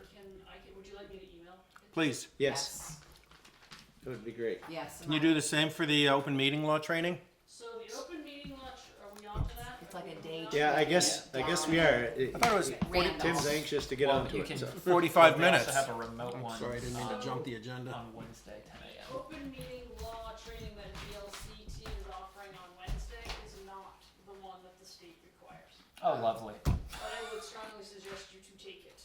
So that does not. We'd still have to take another one beyond that. And it's easy, like I took it myself, I can send you that link as well. We have to Okay. take a second one? You have to take an open meeting, yes, law Oh my God. required. Now, does mine from when Excuse me. the all-day training in Randolph, doesn't that still count, or it has to be done again this year? It has to be done. Ugh. Okay, Because unfortunately, when you guys are chatting back and forth through email, there are very specific rules of what can be discussed for select board in an email. Yes. You may discuss an agenda, what's going to be on the agenda, that's it. Well, also clerical stuff though, like if it's regarding, oh, this is a typo on such and such, That's- or yes, yes. issues with like something related, like the whole thing regarding the meeting minutes, that I would argue could be construed as a clerical matter. When you reply In that all, training, it's an they open will meeting. spell out what you can and Yes. what you cannot speak about in emails. Action items generally are forbidden, but administrative and clerical is fine. Yeah. okay. So we've always had a policy, just don't reply to all, and then when Yeah. you don't get caught by a mistake. Well, I hate to bring up something else because we're so late, but That's why I always kind of wonder about the AP approval and the payroll approval. As When- long as you respond to Heather only, you're okay. So we can't reply all I to make sure I other people reply see all, and who all has is half. approved it. That way we have a head I know count. when Heather sends you out an AP run, she blind copies it, so even if you hit reply all, it doesn't go to anybody. Oh. Oh, Does, Well, I definitely see. definitely No, I emails get from hers. people approve it, yeah. Yep. I'm not involved in it, so that's. so Which is very useful because then, okay, once we have 3, like, if I have a question to Marcel, I don't hit reply to all. yes, that would be, But if I approve it, I hit reply to all so that at least 2 others can approve it and be done. 'Cause And we know- they we need know- at least 3. and we know, oh, okay, only 2 people done it, all right, I'll look at it, boom, approved. Yeah, but I'll go back to that. I've called a bunch of you the last couple of weeks because we haven't had enough signatures to approve AP or to approve payroll. Deb, can I Yes. interrupt here? Because I could swear I heard at the last training I was at, Will was teleconferencing in, that one point person on the board was all that VLCT recommended for AP approval. The way No, we have we done have it, 5. the way we have done it in the past, and this was based That's what on we're doing. I heard differently. based on the recommendation that we had from the outside auditors, they were requesting all 5 signatures. VLCT may be saying something different. You need at least a quorum. You need at least 3 of 5. But Heather would like 5 of 5. Yes. But And I she have a needs hard- at least 3 to cut the check. but I don't understand why, if you have a question, why you wouldn't reply to all. Because, They might have that question too. well, no, but if you question something, it's like, well, it doesn't matter if I answer your question, I've got 3 approvals, I can go ahead with this. Right, and she's gonna answer the question. Oh, no, she will, but Yeah. then if you brought up something that legitimately shouldn't have been approved, I mean, not that it happens. So she's always had a reason for me. Marcel has always had a reason for me. I just get curious sometimes and I ask Oh, a I- question I- about something. I ask questions and I've been just replying back to Marcel and Heather because Yeah. that's what they asked me to do. I just have a hard time when only 2 people approve payroll and I can't withhold Jim's paycheck. I mean, half of us are direct deposit, so Yeah. if you don't approve it, I'm still getting paid because it's already in the system. Yeah. I can't legally hold the highway crews checks. Yeah. Okay. So are So- you going to give us information about select board open meeting law training? Okay. Okay. I'll send you the website. Okay. We'll come back even further educated. Agenda items for next meeting. I have a festival permit that will need to be approved.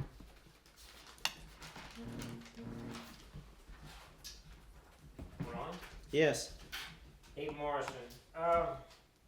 Something came up earlier in the meeting that almost strikes me as a silly season, but it obviously didn't to somebody in the past.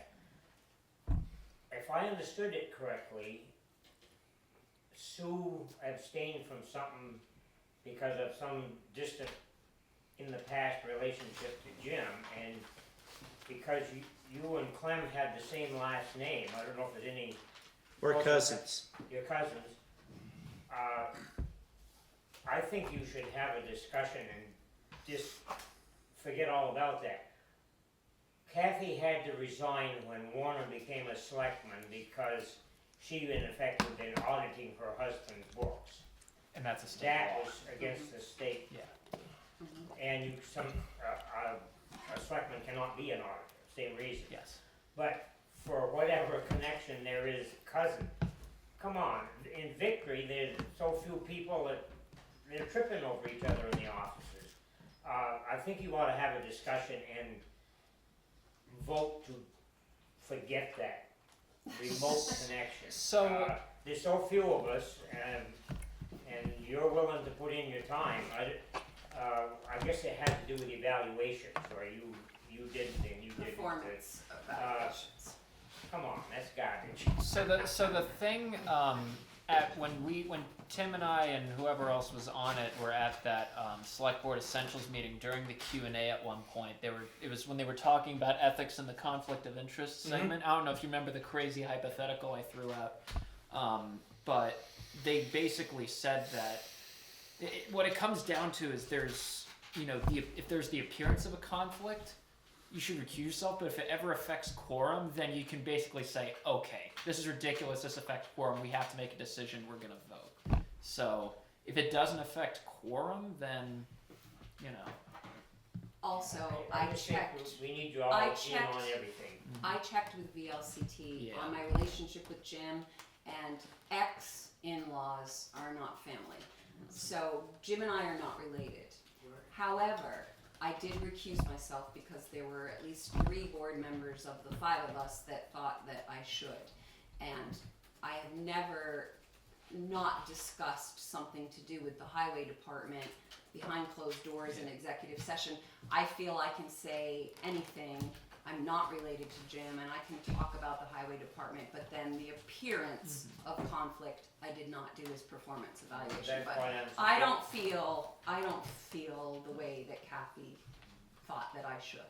That's why I'm suggesting that the board have a conversation. Well, we and did, make the it- old make board it o- did. Make it okay, so The old board if the did. public doesn't see a possible conflict, why would you? Okay. Anyway, that's. I let, Yep. I let the Yep. old board Just a decide, and it was suggestion. 3-2. it sounds like a good question for Q&A at the ethics training, to be honest. So, for I think next it's actually meeting, pretty well settled. Yeah. you said festival permit, is that the only thing you had to have on there? Are we having a meeting on 4/28? Are we having a working meeting? I don't know if we Do we have anything to work on? Are we talking agenda for the next regularly scheduled, or? Well, I was talking about the next meeting, whether it was a working meeting May. or regular. But I'm fine with May unless you think we need one in April. Yeah, I mean, we can, if we need one, if something happens that, we think is an emergency It's with it's the Monday after Easter, and I'm not sure I'm in town. No, it's not. Easter this Sunday. Oh, yeah, Easter is the 20th. 20th. Hannah, 28th. town meeting synopsis, please. Yes. Oh, yeah. Resolution on the Barrett gravel thing, which I'll reach out to, Mr. Barrett, not Mike Barrett, but the other, what is Mr. Barrett's Richard first Barrett? name? I can send you. Richard is my father. Oh, okay. Oh, okay. I Interesting. can send you his contact info if you want. So is I our would next appreciate meeting that. May 12th or April 28th? Me? Before you decide that too, you had tabled the fire department anniversary. Oh, we have to pick You have to talk about the fire station repairs.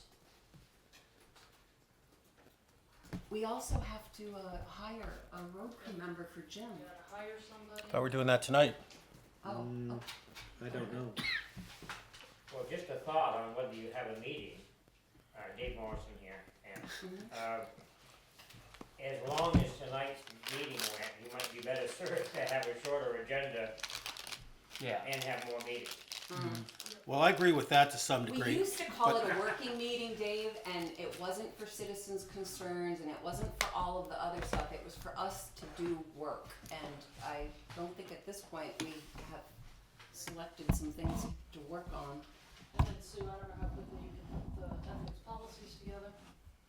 I'm hoping I can just steal them on Copy VLCT's paste. website Yeah. tomorrow. Yep. You could have an equal meeting, that might be Maybe we could have a very short April 28th meeting where we For certain get select some items. ethics policies in place, the 2 ethics policies in place. You usually don't have citizens. And we don't have citizens' concerns at those working meetings.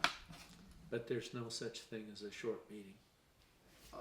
But my synopsis so will be- true. should be easy, cause you all have that in front of you. So that's just a, Maybe we ought to wait to make a final decision until after we go into executive session and talk with Jim, Okay, good deal. okay. because then we might we might be able to take care of some of these short things If I leave the room, you're in the executive session.